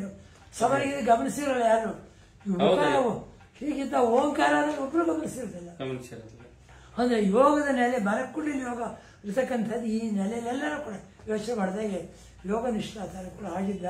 ಇಂಥ ವೀರಭದ್ರ ನಾವು ಎಲ್ಲ ಪ್ರತಿಯೊಂದು ಊರಿನಲ್ಲೂ ಕೂಡ ಮತ್ತೆ ಎಲ್ಲರೂ ಕೂಡ ನಡ್ಕೊಳ್ತಾರೆ. ರಾಚೋಟಿನಲ್ಲಿ ಹೋಗಿದ್ವಿ ನಾವು, ಅಲ್ಲಿ ಅಖಂಡ ನೈವೇದ್ಯರು ಕೂಡ ಮಾಡ್ತಾರೆ. ಮುಸ್ಲಿಮರು ಬಂದು ಅಲ್ಲಿ ತನಕ ಕಾಯ್ತಾರೆ ಅದನ್ನ ಅಖಂಡ ನೈವೇದ್ಯ. ಹಾಗೆ ಉತ್ತರ ಕನ್ನಡ ಪ್ರತಿಯೊಂದು ಊರಿನಲ್ಲೂ ಕೂಡ ಒಂದು ಕೆಲವು ವೀರಭದ್ರರು ಇವಾಗ ಇದಕ್ಕೆ ಸವದತ್ತಿಗೆ ಗೊಡಚಿ ಊರಿನಲ್ಲಿ ಗೊಡಚಿ ನಮ್ಮ ನಡುಮಾಮಡಿ ಇವು ಜಗತ್ತುಗಳು ಅದರಿಂದ ಮಾಡಿದ್ರು ಮಾತು ಹೇಳ್ತಾ ಇದೆ. ಗೊಡಚಿ ಸವದತ್ತಿಗೆ ಏನು ಆಚರಣೆ ಮಾಡ್ತಾರೆ, ರಂಡೆ ಹುಣ್ಣಿಮೆ ಎಲ್ಲ ಮುಂದೆ. ಅದು ಇವನು ಗೊಡಚಿಯವನು ಏನ್ ಮಾಡ್ತಾನೆ, ಬಳೆಗಳಿಸಿ ರಂಡೆ ಹುಣ್ಣಿಮೆ ಮುತ್ತೈದೆ ಹುಣ್ಣಿಮೆ ಗೊಡಚಿಯಲ್ಲಿ ಬಿಡ್ತಕ್ಕಂಥ ಮುತ್ತೈದೆ ಸೌಭಾಗ್ಯ. ಈ ವಿಷಯ ನಾವು ಗಮನಿಸಬೇಕು. ಗೊಡಚಿ ವೀರಭದ್ರ ಅವಳಿಗೆ ಬಳೆಗಳನ್ನು ಕಳಿಸಿ ಮುತ್ತೈದೆ ನಮ್ಮಲ್ಲಿ ಏನಿದೆ ಅವಳಿಗೆ ಅದು ವಿಧುರಿಗೆ ಮಾತ್ರ ಅದಲ್ಲ. ಅವಳಿಗೆ ಯಾಕೆ ಕಂಡೀಷನ್ ಆಗ್ತೀರಿ, ಅವಳಿಗೆ ಬಳೆ ತೆಗಿಬೇಕು ಎಲ್ಲ. ಅವಳಿಗೆ ಅಟ್ರಾಕ್ಷನ್ ಬೇಡ, ಅದು ಭಕ್ತಿಗೆ ಹಾಕಿ ಹಳೆ ಕುಂಕುಮ ಗಂಟೆ ಇರಲಿ ಬಿಡ ಅಷ್ಟೇ. ಅದರಿಂದ ಸೌದತ್ತಿ ಎಲ್ಲ ಮನೆಗೆ ಮುತ್ತೈದೆ ತರ ಬಳಸೋರು ಗೊಡಚಿ ವೀರಭದ್ರ ದೇವರು. ಈ ವಿಷಯ ಪ್ರತಿಯೊಂದು ಜಾನಪದ ನಾವು ನೋಡ್ಕೊಂಡು ಹೋದಾಗ ಅಲ್ಲಿ ಮುದಿ ವೀರಣ್ಣ ಇದ್ದಾರೆ. ಅಲ್ಲಿ ಮೊದಲಿದ್ದವರು ವೀರಣ್ಣ ಅಂತ. ಮುದಿ ಅಂದ್ರೆ ಯಾಕೆ ಹೇಳ್ತೀವಿ, ಪ್ರಾಚೀನ ಅಂತ ಅಷ್ಟೇ. ಪ್ರಾಚೀನ ಅಂತ. ಇವಾಗ ಕೊಡಗಿನಲ್ಲಿ ಇದು ಮಾಲಂಬಿ ಅಂತ ಬರುತ್ತೆ, ಅಲ್ಲಿ ಇರ್ತಕ್ಕಂಥ ಚೋಳರು ಬಂದು ಬಲಿಜಾನ ಅವನಿಗೆ ಪಟ್ಟ ಕಟ್ಟಿ ಅಲ್ಲಿ ಸೋಲ್ಸೆ, ಅಲ್ಲಿ ಮುದುಕಿ ಗುಡ್ಡ ಅಂತಾರೆ. ಮುದುಕಿ ಗುಡ್ಡ ನಮ್ಮವರೇನೇ ಮುದುಕಿ ಅಂದ್ರೆ ಹಿರಿಯ ಅಂತ ಅಷ್ಟೇ. ಮುದುಕಪ್ಪ ಅಂದ್ರೆ ಹಿರಿಯ, ನಾವು ತೊಡ ಅವನು ವ್ಯಂಗ್ಯವಾಗಿ ಇದು ಮಾಡ್ತೀವಿ. ಅವ್ನು ಮುದುಕ ಹಾಕೋಣ ಅಂದ್ರೆ ಅವ್ನು ಹಿರಿಯ ಅಂತ. ನೀವು ಹಿರಿಯ ಆದ್ರೆ ಸ್ವಲ್ಪ ಸಾಧಕ ಬಹಳ ಗೌರವ ಕೊಟ್ಟಾಗೆ ಅವನು ಆಡ್ಕೊಳಕ್ಕೆ ಮುದುಕಪ್ಪ ಅಂದ್ರೆ, ಅದು ಮುದುಕಪ್ಪ ಅಂದ್ರೆ ವಾಸ್ತವವಾಗಿ ಹಿರಿಯ, ವಯಸ್ಸಾಗಿದೆ ಅನ್ನೋ ಅರ್ಥ ಇದೆ. ಹಾಗೆ ಈ ಪ್ರತಿಯೊಂದು ಅಂಶಗಳನ್ನ ನಾವು ಗಮನಿಸುವಾಗ ಯಾರಿಗೆ ಗೌರವ ಕೊಡಬೇಕು ಮಾಡಬೇಕು. ಹೀಗೆ ನಂತರ ಏನಾಗುತ್ತೆ, ನನಗೆ ಯಾವಾಗ ಒಂದು ದೇವರ ಮೇಲೆ ಆರಾಧನೆ ಬರ್ತದೋ ನಾನಾ ಸ್ವರೂಪದಲ್ಲೇ ಆರಾಧನೆ ಮಾಡ್ತಕ್ಕಂಥ ಇದು. ಅಂದ್ರೆ ಲಿಂಗ ರೂಪದಲ್ಲದನೆ ತನ್ನ ವೀರಭದ್ರ ತನ್ನ ಸಂಸ್ಕೃತಿಯ ತನ್ನ ಆಕಾರದ ಸ್ವರೂಪದಲ್ಲೂ ಇದ್ದಾನೆ. ಅಂದ್ರೆ ಅನೇಕ ವೈವಿಧ್ಯತೆಯನ್ನ ಪಡೆದಿದ್ದಾನೆ ಅಂತ ವೀರಭದ್ರ ದೈವ. ವೈವಿಧ್ಯತೆ ಅಲ್ಲ, ಜನಜೀವನಕ್ಕೆ ಅನುಕೂಲವಾಗುವಂತ, ಜನಜೀವನಕ್ಕೆ ಜನಪಥದಲ್ಲಿ ಅದು ಅಚ್ಚುತ್ತಾದ ರೀತಿ ಇದೆ. ಎಷ್ಟು ಜನ ಆರಾಧನೆ ಮಾಡ್ತಾನೆ ಇರಲಿಲ್ಲ. ಜನಜೀವನದಲ್ಲಿ ಒಂದು ಜನಪದ ಸ್ವರೂಪದ ಈ ಉದಾಹರಣೆಗಳು ಹೇಳಿದ್ನಲ್ಲ, ಅದನ್ನ ಫೀಲ್ಡ್ ವರ್ಕ್ ಮಾಡಿದ್ರೆ ನನಗೆ ಗೊತ್ತಿಲ್ಲ, ಆ ಜನಪದದಲ್ಲಿ ಅವನು ಹಾಸವಾಗಿದ್ದಾನೆ. ಇದರಲ್ಲೂ ಅಷ್ಟೇ, ಯಾವುದು ನವಿಲೆ ಗ್ರಾಮ ಇದೆ, ಅಲ್ಲಿ ಶಿಂಗ್ಟಾಲು ಅಂತಾರೆ. ನೀವು ಸೌದಾತಮಿ ಎಲ್ಲ ನೀವು ಉದಾಹರಣೆ ತೆಗೆದುಕೊಂಡ್ರೆ ಅಲ್ಲಿರ್ತಕ್ಕಂಥ ಶಿಂಗ್ಟಾಲು ವೀರಭದ್ರನಿಗೆ ಜೋಗತಿಯನ್ನು ನೋಡ್ಕೋತಾರೆ, ಜೋಗಮ್ಮಗಳು ಹೋಗ್ತಾರೆ, ಹೌದು, ಜೋಗತಿ ಜೋಗಮ್ಮಗಳು ಹೋಗ್ತಾರೆ. ಮತ್ತೆ ಶ್ರೀಶೈಲದಲ್ಲಿ ಬಯಲು ವೀರಭದ್ರ ಅಂತ ಎಷ್ಟು ಮಟ್ಟಿಗೆ ಅದು ಉಜ್ಜಯಿನ ಬಯಲು ವೀರಭದ್ರ ಜನ ಇವರು ರೈತರು ತಾವು ಬೆಳೆದಂತ ದವಸಗಳನ್ನು ತಂದು ಕೊಡ್ತಾರೆ. ಶ್ರೀಶೈಲ ಬಯಲು ವೀರಭದ್ರನಿಗೆ ಅರ್ಪಣೆ ಮಾಡ್ತಾರೆ. ಜಸೀನ ಬಹಳ ಒಳ್ಳೆ ಉದಾಹರಣೆ ಕೊಟ್ಟರೆ ಶ್ರೀಶೈಲ ಚನ್ನಮಲ್ಲಿಕಾರ್ಜುನ. ಚನ್ನಮಲ್ಲಿಕಾರ್ಜುನ ಅಕ್ಕಮಹಾದೇವಿ ಮರದೇವರು ಅವಳು ಹೇಳ್ತಾಳೆ, ಬಸವರಾಜರು ವಚನ ಕೊಟ್ಕೊಡ್ತಾರೆ, ಮಂಗಳವಾರ ಗುಡಿಸಿ ಅಮ್ಮ ಸಾರಿಸಿ ಅಮ್ಮ. ಮಂಗಳವಾರ ಯಾರ ವಾರ? ಅದು ಗುಡಿಸಿ ಅಮ್ಮ. ಏನಾಗಿರ್ಬೇಕು, ವೀರಭದ್ರ ಅಂತ ನೀವು ಕರಿತೀರಿ, ಅದು ಕನ್ನಡ ಶಬ್ದ ಮಾಡಿ. ವೀರ ಅನ್ನೋದು ಯಾರು ಕನ್ನಡದಲ್ಲಿ ಏನು ಶಬ್ದ ಬರ್ತದೆ? ಮಲ್ಲ. ಭದ್ರ ಅಂದ್ರೆ ಮಂಗಳ ಅಂದ್ರೆ ಚೆನ್ನ ಅಂತಕ್ಕಂಥ ಚನ್ನಮಲ್ಲ. ಚನ್ನಮಲ್ಲ ಶ್ರೀಶೈಲ ಚನ್ನಮಲ್ಲ ವೀರಭದ್ರ. ಆದ್ರಿಂದ ಹಾಗೆ ಧೂಳಿ ಸೇವೆ ಅದೇ ಕಾರಣಕ್ಕೆ ಮಾಡೋದು, ದೊಡ್ಡ ಆ ಕಾಲಕ್ಕೆ. ಇವತ್ತೆಲ್ಲ ಹಾಗೆ ಆಕೆ ಚನ್ನಮಲ್ಲನೇ. ಇವ್ರು ಹೇಳಿದಾಗ ಎಷ್ಟು ಸುಂದರವಾಗಿ ಹೇಳ್ತಾಳೆ ಅವಳು. ವಚನ ಇದು ಬಂದ ಅಲವ ಪ್ರಭುಗೆ ಅನುಭವ ಮಟ್ಟಕ್ಕೆ ಬಂದಾಗ ಅವನೇ ಹೇಳ್ತಾನೆ, ಅಲವ ಪ್ರಭು ನಿನ್ನ ಪತಿಯ ಕುರು ಹೇಳಿದರೆ ಕುಳ್ಳಿರ್ತದೆ ತೊಲಗುತ್ತಾಯಿ ಅಂತ. ಅದು ಒಂದು ಶರಣರು ಮುನಿಯವರು ಯಾಕೆ ಹೇಳಿದ್ರು ಸ್ವಲ್ಪ ಇರಲಿ ಬಿಡಿ, ಅಂದ್ರೆ ಸರಿಯಾದ ರೀತಿಯಲ್ಲಿ ಬರಬೇಕು, ಸಿಕ್ಕಾಬಿಟ್ಟು ಹೋಗಬಾರ್ದು ಅಂತ. ಅದಕ್ಕೆ ಅವಳು ಹೇಳ್ತಾರೆ, ಹರನೇ ಗಂಡನ ಹಾಕಬಂದು ಅನಂತ ಕಾಲ ತಪ್ಪಿಸಿದ್ದೆ. ಅಂದ್ರೆ ಅವಳ ನಿಷ್ಠೆ ಹರನಿಗಿತ್ತು. ಹರನಿಗಿತ್ತು ಅದೇ ಇವರು ಚಂದ ಹರನ ಸ್ವರೂಪ ತಾನೆ. ಹಾಗೆ ಅನಂತ ಕಾಲ ಆಗ ಅವನೇ ಹರಮಪ್ರಭು ನಿನ್ನ ಶ್ರೀಪಾದಕ್ಕೆ ನಮಸ್ಕಾರ ಅನ್ಬಿಡ್ತೇನೆ. ಈಗ ವೀರಭದ್ರ ದೇವರನ್ನ ಸಿಟ್ಟಿನ ದೇವರ ವೈಶಿಷ್ಟ್ಯನೇ ನಿನ್ನ ಶ್ರೀಪ ಅಲ್ಲಮ ಪ್ರಭು ಆಧ್ಯಾತ್ಮ ಬೇರು, ಅವಳು ನಮಸ್ಕಾರ ಮಾಡಿದೆ. ಬೇರೆ ಯಾರು ಯಾವ ಇದರ ಉದಾಹರಣೆ ಇದೆ ಹೇಳಿದ್ದಾರೆ. ಶರಣಿಗೆ ಆಧ್ಯಾತ್ಮಿಕ ಬೇರುವಾದಂತ ಮುಕ್ತಾಯಕರು ಸದಾ ನಿನ್ನ ಶ್ರೀಪಾದಕ್ಕೆ ನಮಸ್ಕಾರ ಆಗ್ಬಿಡ್ತಾರೆ. ಇದು ದೊಡ್ಡತನ, ಒಂದು ನಾರಿ ಶಕ್ತಿಗೆ ಕೊಟ್ಟಂತ ಮೌಲ್ಯ. ಅದು ಏನೋ ಪ್ರಶ್ನೆ ಕೇಳಿದ್ರಿ ನೀವು. ಈಗ ವೀರಭದ್ರ ದೇವರನ್ನ ಸಿಟ್ಟಿನ ದೇವರು, ಸಿಟ್ಟು ಉಗ್ರ ದೇವರು, ಆತನ ಆರಾಧನೆಗಳು ಬರೀ ಉಗ್ರ ಸ್ವರೂಪದಲ್ಪ ದೈವದಿಂದ ಸ್ವಲ್ಪ ನಾವು ಅಂತರ ಕಾಯ್ಕೋಬೇಕು ಅಂತಾನೆ. ಇವರು ಯಾಕೆ ಇವ್ರು ಬರ್ತಾರೆ, ನಮ್ಮ ವೀರಗಾಸಿಗಳು ಬರ್ತಾರಲ್ಲ, ವೀರಗಾಸಿಗಳಲ್ಲಿ ಯಾಕೆ ನಿಮ್ಮಲ್ಲಿ ಒಂದು ಕೆಟ್ಟದನ್ನು ಕಟ್ಟಾಗಿ ಹೇಗಿರ್ಬೇಕು, ಅದನ್ನ ರುದ್ರ ಕೋಪದಿಂದ ತೆಗಿಬೇಕು. ಅಲ್ಲಿ ಅವನು ರುದ್ರದಿಂದ ದಕ್ಷ ಅವನ ಅಹಂಕಾರವನ್ನು ವರ್ಧನೆ ಮಾಡಿದ. ದಕ್ಷಿಣ ಅಹಂಕಾರ ಅಹಂಕಾರ ಮರ್ದನೆ ಮಾಡಿ ಇದನ್ನೇ ಯಾಕೆ ಆಡನ್ನೇ ಯಾಕೆ ಕೊಟ್ಟ. ಅಥವಾ ಕೆಲವು ಕಡೆ ಆಡು ಬಳಸ್ತಾರೆ, ಕೆಲವಡೆ ಕುರಿಯನ್ನು ಮಾಡ್ತಾರೆ. ಇವಾಗ ಕಾರ್ಕಳದಲ್ಲಿ ಕುರಿಯನ್ನು ಮಾಡಿ ಇವ್ರು ಆಂಜನೇಯನ ಅವನು ಕಾರ್ಕಳದ ಹೊರಗಡೆ ಈ ಕಡೆ ಬರೀ ಎಡಗಡೆ ಪಕ್ಕದಲ್ಲಿ ಕುರಿ ದೇಹ ಇಟ್ಟಿದ್ದಾರೆ. ವಿಶಿಷ್ಟ ಕಾರ್ಕಳದಲ್ಲಿ, ದಕ್ಷಿಣ ಕಡೆ ಕಾರ್ಕಳದಲ್ಲಿ ಸ್ಪಷ್ಟ ಅವ್ರು ಹಾಗೆ ಬರ್ದಿದ್ದಾರೆ. ಇರಲಿ ಅಲ್ಲಿ ಅದಕ್ಕೆ ಅವನು ಎದುರು ಕೊಟ್ಟ ಇದರಲ್ಲಿ ದಕ್ಷಿಣಿಗೆ ಅಹಂಕಾರ ಮಾಡಿದಾಗ ಕುರಿದಲ್ಲಿ ಅನ್ನೋದು ವಿನಯದ ಲಕ್ಷಣ. ನೀನು ಅಹಂಕಾರ ದರ್ಪಣ ಬಿಟ್ಟು ಇದಾಗಿರ್ಬೇಕು, ವಿನೀತನಾಗಿರ್ಬೇಕು. ಹಾಗೆ ಎಲ್ಲಿ ಕೆಟ್ಟದಿರುತ್ತೋ ಅಲ್ಲಿ ತೋರ್ತಕ್ಕಂಥ ಅಂದ್ರೆ ದುಷ್ಟಶಕ್ತನ ದಮನಕ್ಕೆ ವೀರಭದ್ರನ ಹೌದು ಆ ದಕ್ಷಿಣ ಕರುಣೆ ತೋರಿಸಿ ಆ ಸ್ವರೂಪ ಕೊಟ್ಟ ಅಂದ್ರೆ ವಿಧಿಯ ಲಕ್ಷಣ ಅದಕ್ಕೆ ನೀವು ಇದರ ದಕ್ಷ ತಲೆ ಸೇರ್ಕೊಳ್ಳೋದಲ್ಲ. ಸಂಕೇತ ಏನಂದ್ರೆ ದಕ್ಷಿಣ ಅಹಂಕಾರವನ್ನು ತಪ್ಪಿಸಿ ಸಂಕೇತಗಳಾಗ ಆ ಅರ್ಥ ನಾವು ತೆಗೆದುಕೊಂಡ್ರೆ ಹಾಗೆ ಇಲ್ಲಿ ಆ ಕಥೆ ಇರೋದ್ರಿಂದ ನಮ್ಮ ಜನ ಯಾವ ರೀತಿ ಯೋಚನೆ ಇದು ಮಾಡಲೇಬೇಕಲ್ಲ. ಹಾಗೆ ಈ ಅಂಶಗಳಲ್ಲಿ ನಾವು ಗಮನಿಸ್ತಾ ಬಂತಂದ್ರೆ ಪ್ರತಿಯೊಂದಕ್ಕೂ ಉದಾಹರಣೆಗಳು ಸಿಗ್ತಾ ಹೋಗ್ತದೆ. ಅಂದ್ರೆ ವ್ಯವಸಾಯಿಕರ ಮೊದಲುಗೊಂಡು ಎಲ್ಲಾ ವರ್ಗದ ಜನಕ್ಕೂ ಇತ್ತ ವೀರಭದ್ರನೇ ಮೂಲ ದೈವ ಆಗ್ತಾ ಇತ್ತ. ಅದಕ್ಕೆ ವ್ಯವಸಾಯಿಕರ ಮೊದಲುಗೊಂಡು ಎಲ್ಲರೂ ಚಿಕ್ಕರ ಕಣ್ಣಿಸೇವೆ ಉಜ್ಜಯಿನಲ್ಲಿ ಏನಂದ್ರೆ ಇದರಲ್ಲಿ ಚಿಕ್ಕರ ಕಣ್ಣಿ ಸೇವೆ ಅಂತ ಮಾಡ್ತಾರೆ. ಏನಾಯ್ತು ಅವ್ರು ತಿಂತಾಳೆ ಅಲ್ಲಿ ಚಿಕ್ಕರ ಕಣ್ಣಿ ಸೇವೆ ವರ್ಷದಲ್ಲಿ ಮಾಡ್ಬೇಕಾದ್ರೆ ರೈತರು ಉತ್ಸವದಲ್ಲಿ ಏನ್ ಮಾಡ್ತಾರೆ ಅಂದ್ರೆ ತೈಲಾಭಿಷೇಕ ಆಗ್ತದೆ. ನೋಡಿ ಇದು ಶಿಖರ ತೈಲಾಭಿಷೇಕ ಆಗ್ತದ್ರೆ. ಹೌದು, ಚಿಕ್ಕರ ಕಣ್ಣಿ ಸೇವೆ ಅಂತ ಮಾಡ್ತಾರೆ. ಇದು ಸ್ವಾಮಿಗಳು ನಿಂತೇ ನೋಡಿ ಯಾತಕ್ಕೆ ಸೇವೆ ಮಾಡ್ತಾರೆ ತೈಲಾಭಿಷೇಕ. ಅಲ್ಲಿ ರಾಜ ಏನ್ ಮಾಡ್ತಾರೆ ತಪಸ್ ಮಾಡ್ತಾ ಇರ್ತಕ್ಕಂಥ ಗೊತ್ತಿಲ್ಲದೆ ಶಸ್ತ್ರ ಬಿಟ್ಟು ಇದಾಗ್ಬಿಡ್ತಾರೆ. ಆ ಗಾಯ ವಾಸಿಬಿಡಕ್ಕೆ ಅವ್ರು ತೈಲ ಇದು ಮಾಡ್ತಾರೆ. ಅದು ಸಂಕೇತ. ಆದ್ರೆ ಆ ಸಂಕೇತಕ್ಕೆ ಏನ್ ಮಾಡ್ತಾರೆ ಇಲ್ಲಿ ವೀರಭದ್ರದಿಂದ ಹಿಂಭಾಗದಲ್ಲಿ ಇದರ ಒಳಗೆ ಗೋಪುರದಲ್ಲಿ ವೀರಭದ್ರ ಇದೆ. ತೈಲ ಹಚ್ಚಿ ಅದು ಸಂಕೇತವಾಗಿ ಇದು ಮಾಡ್ತಾರೆ. ತೈಲ ಹಚ್ಚಿ ಕೆಸರು ಎಣ್ಣೆ ಹಚ್ಚಿ ಅಷ್ಟೇ ಕೆಸರು ಆಗಲ್ಲ. ರೈತರು ಬೀಜಗಳನ್ನು ತಂದು ಅದಕ್ಕೆ ಎಸಿತಾರೆ. ಇವ್ರು ಹೇಳ್ಬೇಕು ಆ ಬೀಜಗಳು ತಂದು ಏನಾಗುತ್ತೆ ಅಷ್ಟು ರೈತರು ಮಾಡಿದಾಗ ಪ್ರಸಾದವಾಗಿ ಅವ್ರು ಏನ್ ಮಾಡ್ತಾನೆ ಯಾವ ರೀತಿಯಲ್ಲಿ ಸಿಗ್ತದೆ ಅಂದ್ರೆ ಅರ್ಥ ಏನಾಯ್ತು ಅವನ ಮನೆ ನೀವು ತಂದ್ರೆ ಅಂದ್ರೆ ಏನಾಯ್ತು ನೀವು ರೈತ ಕೆಲಸ ಮಾಡಿ ಅವನು ಮಾಡ ವಿನಿಮಯ ಆಯ್ತು. ಇಡೀ ಸೈನ್ಸ್ ಬೀಜ ವಿನಿಮಯಕ್ಕೆ ಅನುಕೂಲ ಆಯ್ತಲ್ಲ. ಅದು ರೈತರಿಗೆ ಅನುಕೂಲವಾಗ್ತಕ್ಕಂಥ ರೀತಿಯಲ್ಲಿ ಆ ಸೇವೆ ನಡೀತಾ ಚಿಕ್ಕರ ಕಣ್ಣಿ ಸೇವೆ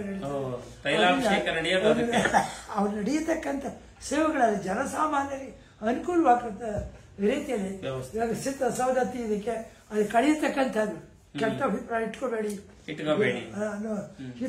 ನಾವು ಅಂದ್ರೆ ನೈತಿಕ ಮೌಲ್ಯಗಳನ್ನು ರೂಪಿಸುವಂತ ಮೌಲ್ಯಗಳು ಕೂಡ ಅವ್ನು ರೂಪಿಸ್ಕೊಂಡೇ ಹೋಗ್ತಾರೆ ಪ್ರತಿ ಹಂತದೊಳಗೆ.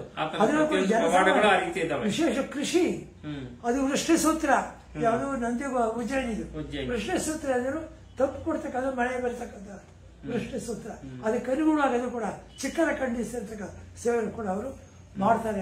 ನಾವು ಈ ತರ ಅಂಶಗಳು ವೀರಭದ್ರ ಎಲ್ಲಾ ಸ್ವರೂಪದಲ್ಲೂ ಇದ್ದಾನೆ ಅಂತ ಹೋಗ್ತಾನೆ ಇರ್ಬೋದು. ಒಂದೊಂದು ವೀರಭದ್ರನ ಉದಾಹರಣೆ ತೆಗೆದುಕೊಂಡು ಇನ್ನು ಬೇಕಾದಷ್ಟು ಶಿಲ್ಪಗಳ ದೃಷ್ಟಿಯಿಂದ ನಾವು ಹೇಳ್ಕೊಂಡು ಅದೇ ವಿಶೇಷವಾಗಿ ನಾಗರಹೆಡೆ ಇರ್ತಕ್ಕಂಥದ್ದು ಮತ್ತೆ ಇದಕ್ಕೆ ಅವರ ಆಕಾರ ಊರ್ಧ್ವನಿಕದ ಆಕಾರ ಇರ್ತಕ್ಕಂಥದ್ದು ಮತ್ತೆ ಇಲ್ಲಿ ಕೆಳಗಡೆ ಕಾಲಿನಲ್ಲಿ ಕಂಕಣ ಇದು ಶಿಲ್ಪದಲ್ಲಿ ಕಮಲ ಇದಿಷ್ಟು ಕೂಡ ನೀವು ಬರೀ ಪುರಾಣ ಆಗೋದಿಲ್ಲ. ಪುರಾತನಸ್ಯ ಕಲ್ಪಸ್ಯ ಪುರಾಣ ಇದೆಂಬುದ ಪುರಾಣದಲ್ಲಿ ಹೇಳ್ತಕ್ಕಂಥ ನಿಜವೇ.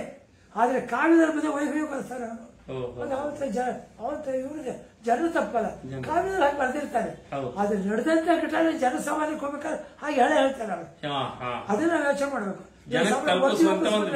ಯಾವ್ದು ಗೊತ್ತಾಗ್ತದೆ ಈ ತರ ಜನಪದ ಆಚರಣೆ ಬಂದಾಗ ಎಲ್ಲಾ ಜನ ಹೋಗೋ ಪೂಜೆ ಮಾಡ್ತಾರೆ. ನೀವು ಪೂಜೆ ಮಾಡೋ ನೀವೊಂದು ಮೂರು ನಂಬಿಕೆ ನಾವು ಸ್ಥಿತಿ ಮಾಡ್ತೀವಿ ಆರಾಧನೆ ಮಾಡ್ತೀವಿ. ಆದ್ರೆ ನೀವು ಆರಾಧನೆ ಅವ್ರು ಬಂದು ತಿಂತಾರ ಅಂತ ನೀವು ಕೇಳ್ತೀರಿ.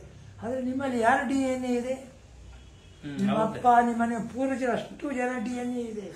ಆದ್ರೆ ನೀವು ಪೂರ್ತಿ ಅವ್ರು ಸ್ಮರಿಸ್ ಮಾಡೋದ್ರಿಂದ ಆ DNA ಸಂತೋಷ ಅವ್ರಿಗೆಲ್ಲ ಅದ್ರ ಸಂಕೇತ ಹಾಕಿ ತಗೋಬೇಕು. ಅದು ಬಿಟ್ಬಿಟ್ಟು ಅವ್ರು ಬಂದು ತಿಂತಾರೆ. ಅಂದ್ರೆ ವೈಚಾರಿಕತೆಯನ್ನ ನೋಡುವಾಗ ನೀವು ನಿಮ್ಮದೇ ಆದಂತ ಪೂರ್ವಗ್ರಹ ಮನಸ್ಸಿಂದ ನೋಡ್ಬೇಡ್ರಿ, ಅದ್ರ ಜೊತೆಗೊಂದು ವಿಜ್ಞಾನನೂ ಇದೆ. ಅದನ್ನ ಹೇಳ್ಬೇಕಾದ್ರೆ ಇವತ್ತು ವಿಜ್ಞಾನ ನಮ್ಮ ಸೈನ್ಸ್ ಅಂದ್ರೆ ಈ ಆರಾಧನೆಗಳ ಜೊತೆಗೆ ಒಂದು ವಿಜ್ಞಾನನೂ ಇದೆ ಸಂಪ್ರದಾಯಗಳಲ್ಲಿ. ಮತ್ತೆ ಇದರಲ್ಲಿ ಹುಲ್ಕರಡಿ ಗುಲ್ಬರ್ಗ ಇದೆ. ಇವತ್ತು ಕೂಡ ರೈತರು ಆ ಹುಲ್ಕರಡಿ ವೀರಭದ್ರನಿಗೆ ಇದಕ್ಕೆ ಸಾಲಾಗಿ ಉಳಕ್ ಮುಂಚೆ ಸಾಲಾಗಿ ನೇಗಲ್ ತಗೊಂಡೋಗಿಟ್ಟಿರ್ತಾರೆ. ಹೌದು ಹೌದು, ಸಾಲಾಗಿ ಇವತ್ತಿಗೂ ಇಟ್ಟಿದ್ದಾರೆ. ಹೌದು, ಅಂದ್ರೆ ಅರ್ಥ ಏನು? ಯಾಕಲ್ಲಿ ಇಟ್ರು? ಅವನು ಕೃಷಿಗೆ ಮೂಲಭೂತ ಕೇತಾರ ಭತ್ತ ಇದೆಯಲ್ಲ, ಕೇತಾರದಲ್ಲಿ ಕೃಷಿಕರ ಬೆಲೆ ಕೊಟ್ಟವರೇ ಇವರು. ಕೇತಾರದಲ್ಲಿ ಬೆಳಿಗ್ಗೆ ಇರ್ತಾರೆ ಮಹಾನ್ ಕಲಾವಿದ ಅವರು. ಕೇತಾರ ಭತ್ತ ಕೃಷಿ ಭಟ್ಟುಬದ ಕಂಡು ಹಿಡಿದ ರುದ್ರ ಕೇತಾರ ಬಂತು, ಅದು ವೃದ್ಧನ ಕಾಲಕ್ಕೆ. ವೃದ್ಧನ ಕಾಲಕ್ಕೆ ಬಂದ್ಮೇಲೆ ವೀರಭದ್ರ ಯಾರು? ರುದ್ರಸ್ಸ ತನೆಯೋ ರೌದ್ರ. ಚನ್ನಗಿರಿ ಶಾಸ್ತ್ರದಲ್ಲಿ ವೃದ್ಧನ ಪುತ್ರಗಳು ಅದು ಲೇಟ್ ಇರ್ಬೋದು, ಮೊದಲಿಂದ ಬಂದ ಕೌಟ್ ಮಾಡ್ದ ಶ್ಲೋಕನೇ ಬರ್ತದೆ. ರುದ್ರಸ್ಸ ತನೆಯೋ ವೇದದಲ್ಲೇ ಬಂದ್ಬಿಡ್ತು. ಅಂದಮೇಲೆ ಅವ್ರಾದ್ರಿಂದ ಅವ್ರ ಪುತ್ರ ಅಲ್ಲಿ ಕೃಷಿ ರುದ್ರ ಇದು ಮಾಡಿದ್ಮೇಲೆ ಮಗನಿಗೆ ಬರಲೇಬೇಕಲ್ಲ. ಅದಕ್ಕೆ ಅನುಗುಣವಾಗಿ ಇವತ್ತು ಹೊಲಕರಡಿನಲ್ಲಿ ನೀವು ಅದಷ್ಟು ಶ್ಲೋಕ ಅವ್ರಿಗೆ ಗೊತ್ತಿಲ್ಲ, ಬಟ್ ಆಚರಣೆಗಳಲ್ಲಿ ಇವತ್ತಿಗೂ ಪರಂಪರೆ ಅದಕ್ಕೆ ಪರಂಪರೆ ಮುಖ್ಯ ಅನ್ನೋದು. ಅಷ್ಟು ಜನ ಇಟ್ಬಿಟ್ಟು ಉಳ್ಬೇಕಾದ್ರೆ ತಗೊಂಡೋಗಿ ಆ ಹೆಸರು ಹೇಳ್ಬಿಟ್ಟು ಬಿಡ್ತಾರೆ. ಹೆಸರು ಇಟ್ಕೊಂಡು ಮಾಡಿದ್ರೆ ಮನಸ್ಸನ್ನು ಶುದ್ಧ ಭಾವ ಬರ್ತದೆ, ಪ್ರಾಮಾಣಿಕವಾಗಿ ಮಾಡ್ತಾರೆ. This is scientific. ಅಂದ್ರೆ ಪರಿಶುದ್ಧತೆಯನ್ನ ತಂದುಕೊಡುವಂತ ದೈವದ ವೀರಭದ್ರ ದೈವ. ಪರಂಪರೆನ ವೈಜ್ಞಾನಿಕವಾಗಿ ಹೇಗೆ ಅರ್ಪಿಸಬಹುದು ಅಂತಕ್ಕಂಥ ಇದೆಲ್ಲ ಉದಾಹರಣೆಗಳಾಗ್ತವೆ. ಹಾಗೆ ನೀವು ಗುಡಿಬಲ್ಲ ಹಾಗೆ ಯೋಚನೆ ಮಾಡಿ ಇತ್ತೀಚೆಗೆ ಸಿಕ್ಕಿರ್ತಕ್ಕಂಥ ಎಷ್ಟು ವೀರಭದ್ರ ದೇವರುಗಳನ್ನ ಅಭ್ಯಾಸ ಮಾಡಿರೋ ಗುರುಗಳ ಇದರಂತೆ ಇಲ್ಲವರೆಗೂ? ನಾವು ಕರ್ನಾಟಕದಲ್ಲಿ ನಾನು ಹೋಗಿ ನಾನು ಎಣಿಕೆ ಮಾಡಿ ನೀವೇ ಗೊತ್ತಿಲ್ಲ. ಆಗ 6 ಪುಸ್ತಕ ಬಂದಿದೆ. ಮೊದಲು ಸಾಂಸ್ಕೃತಿಕ ವೀರಭದ್ರ ಸ್ವಾಮಿ ಬಂತು, ಸಾಹಿತ್ಯೋಕ್ತ ವೀರಭದ್ರ ಬಂತು, ಆಮೇಲೆ ಮಹಾವೀರಭದ್ರ ಬಂತು, ಕ್ಷೇತ್ರನಾಥ ಬಂತು, ಕಲ್ಯಾಣ ನಾಡಿನ ವೀರಭದ್ರ ಬಂತು. ಈಗ ಹಾವೇರಿ ಮಾಡ್ತಾ ಇದೆ, ಇನ್ನೂ ಒಂದು ಯಾವ್ದು ಬಂದಿದೆ. ಹಾಗೆ 5-6 ಪುಸ್ತಕ ಆಗಿದೆ. ಕರ್ನಾಟಕ ಅಷ್ಟು ಅಭ್ಯಾಸ ಮಾಡಿರೋ ಹೊರ ರಾಜ್ಯಗಳಲ್ಲೆಲ್ಲ ನೋಡಿ. ಇದನ್ನ ಹೇಳ್ಬೇಕಾದ್ರೆ ಉಜ್ಜಯಿನಿ ನಿಮ್ಗೆ ಕಲಂಗಿ ಅಂತ ಹೇಳಿದೆ ನೋಡಿ, ಆ ತಲೆ ಮೇಲೆ ಹಿಂಗ ಇಟ್ಕೊಂಡಿರ್ತಕ್ಕಂಥದ್ದು. ಅಲ್ಲಿ ವೀರಭದ್ರನ ಬರೀ ಮುಖೋಡ ಇಟ್ಕೊಂಡು ಪೂಜೆ ಮಾಡ್ತಾರೆ. ಅದು ಮಹಾಕಾಲೇಶ್ವರಿ ಇದೆಲ್ಲ ಇದೆ. ಮಹಾಕಾಲೇಶ್ವರಿ ವೀರಭದ್ರ ಇದೆ, ಮಧ್ಯಪ್ರದೇಶದಲ್ಲೂ ಇದೆ. ವೀರಭದ್ರನ ಪೂಜೆ ಮಾಡ್ತಾರೆ.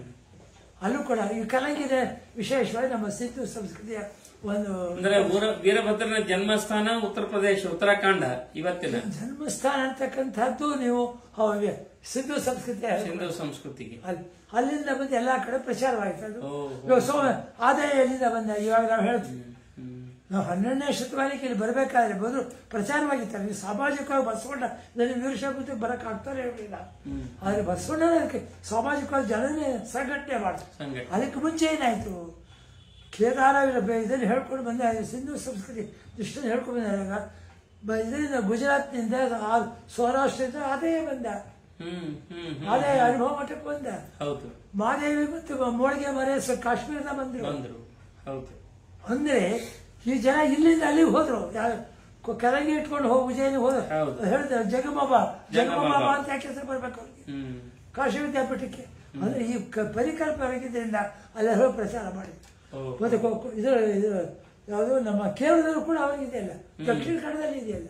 ಅದು ಪ್ರತಿಯೊಂದು ಕಡೆ ಇಲ್ಲಿ ಬರಬೇಕಾದ್ರೆ ಸಾಮಾಜಿಕ ಒಂದು ಇದೆ. ಇವಾಗ ಸಿದ್ದರಾಮ ಅವನಿದನ್ನು ನೋಡಿ ಸುಮಾರು 16 ಇತ್ತೀಚೆಗೆ 16 ವಿಗ್ರಹಗಳನ್ನು ಮಾಡ್ಯಾರೆ. ಆದ್ರೆ ವಿಗ್ರಹಗಳನ್ನು ಯಾಕೆ ಮಾಡಿದ? ನೀವೆಲ್ಲ ಅವ್ರಿಗೆ ಆಸೆ ಬಂತು ಮಾಡ್ಕೊಂಡ. ಇವಾಗ ಕದಳಿಗೆ ಯಾಕೆ ಹೋಗ್ಬೇಕಾಯ್ತು? ಇಲ್ಲಿಗೆ ಯಾಕೆ ಇವನು ಕದಳಿಯಲ್ಲಿ ಹೋಗಿದ ಫೋಟೋಗಳೆಲ್ಲ ಇದೆ. ಕದಳಿ ಗುಹೆಯಲ್ಲಿ ಆಕೆ ಲಿಂಗ ಸ್ಥಾಪನೆ ಮಾಡ್ಕೊಂಡು ಆರಾಧನೆ ಮಾಡಿ. ಅದರಿಂದ ಅವರವರು ನಮ್ಮಲ್ಲಿ ಏನು ಹೇಳ್ತೀವಿ, ಅವರವರ ಭಾವಕ್ಕೆ ನಮ್ಮಲ್ಲಿ 100 ದೇವರು 100 ಕಾಚೆ ದೂರ ಆಗಿದೆ. ಅದು ಅವರ ಅಭಿಪ್ರಾಯದಲ್ಲಿ ತಪ್ಪಿಲ್ಲ. ಆದರೆ ನಮ್ಮಲ್ಲಿ ಅದೇ ಡೆಮೋಕ್ರಾಟಿಕ್ ಅದಾದ್ರೆ ನನಗೆ ಯಾವ ಸ್ವರೂಪದಲ್ಲಿ ಷಡಕ್ಷರ ಏನು ಹೇಳ್ತಾರೆ, ಅವರವರ ಭಾವಕ್ಕೆ ಸದ್ಯದ ಹಾಗೆ ಆ ಸ್ವರೂಪದಲ್ಲಿ ನೋಡ್ಬೇಕು ಅಂತ ನೋಡ್ಕೊಳ್ಳಿ. ಅವರು ವಿಷ್ಣು ಸ್ವರೂಪದಲ್ಲಿ ನೋಡ್ಬೋದು, ಶಿವನ ಸ್ವರೂಪದಲ್ಲಿ ನೋಡ್ಬೋದು, ಜೈನ ಬ್ರಹ್ಮ ಸ್ವರೂಪದಲ್ಲಿ ನೋಡ್ಬೋದು. ಅವ್ರವ್ರ ಭಾವಕ್ಕೆ ಹೇಗೆ ಬಂತು ಅವ್ರು ಸ್ವೀಕಾರ ಮಾಡ್ತಾರೆ.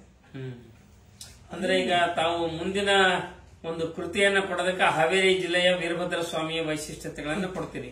ಅದರಿಂದ ನಾವು ವೀರಭದ್ರ ಈ ರೀತಿ ಸಾಮಾನ್ಯ ಉದ್ಯೋಗ ಜಸನಿಯರ ಹೇಳ್ತೇವೆ, ಸಂಬಳ ಕೊಟ್ಟು ಉದ್ಯೋಗ ಕೊಟ್ಟು ಇವ್ರು ವೀರಭದ್ರ ತೋರಿಸ್ಬೇಕಾದ್ರೆ ನಮ್ಮ ಜನದಲ್ಲಿ ಅನ್ಯಾಯ ಕಡೆ ಎದ್ದು ಹೇಳರು ಅಂತ ಹೇಳಕ್ಕಿಲ್ಲ ಸರ್. ಅಂದ್ರೆ ದುಡಿಮೆ ಸಂಸ್ಕೃತಿಯ ಪ್ರತೀಕನೇ ವೀರಭದ್ರ, ಊರ್ಧ್ವಗಾಮಿಯಾಗಿ ಆಧ್ಯಾತ್ಮ ಸಾಧನೆ ಶಾಂತಿನೂ ಕೂಡ ಹೌದವನು.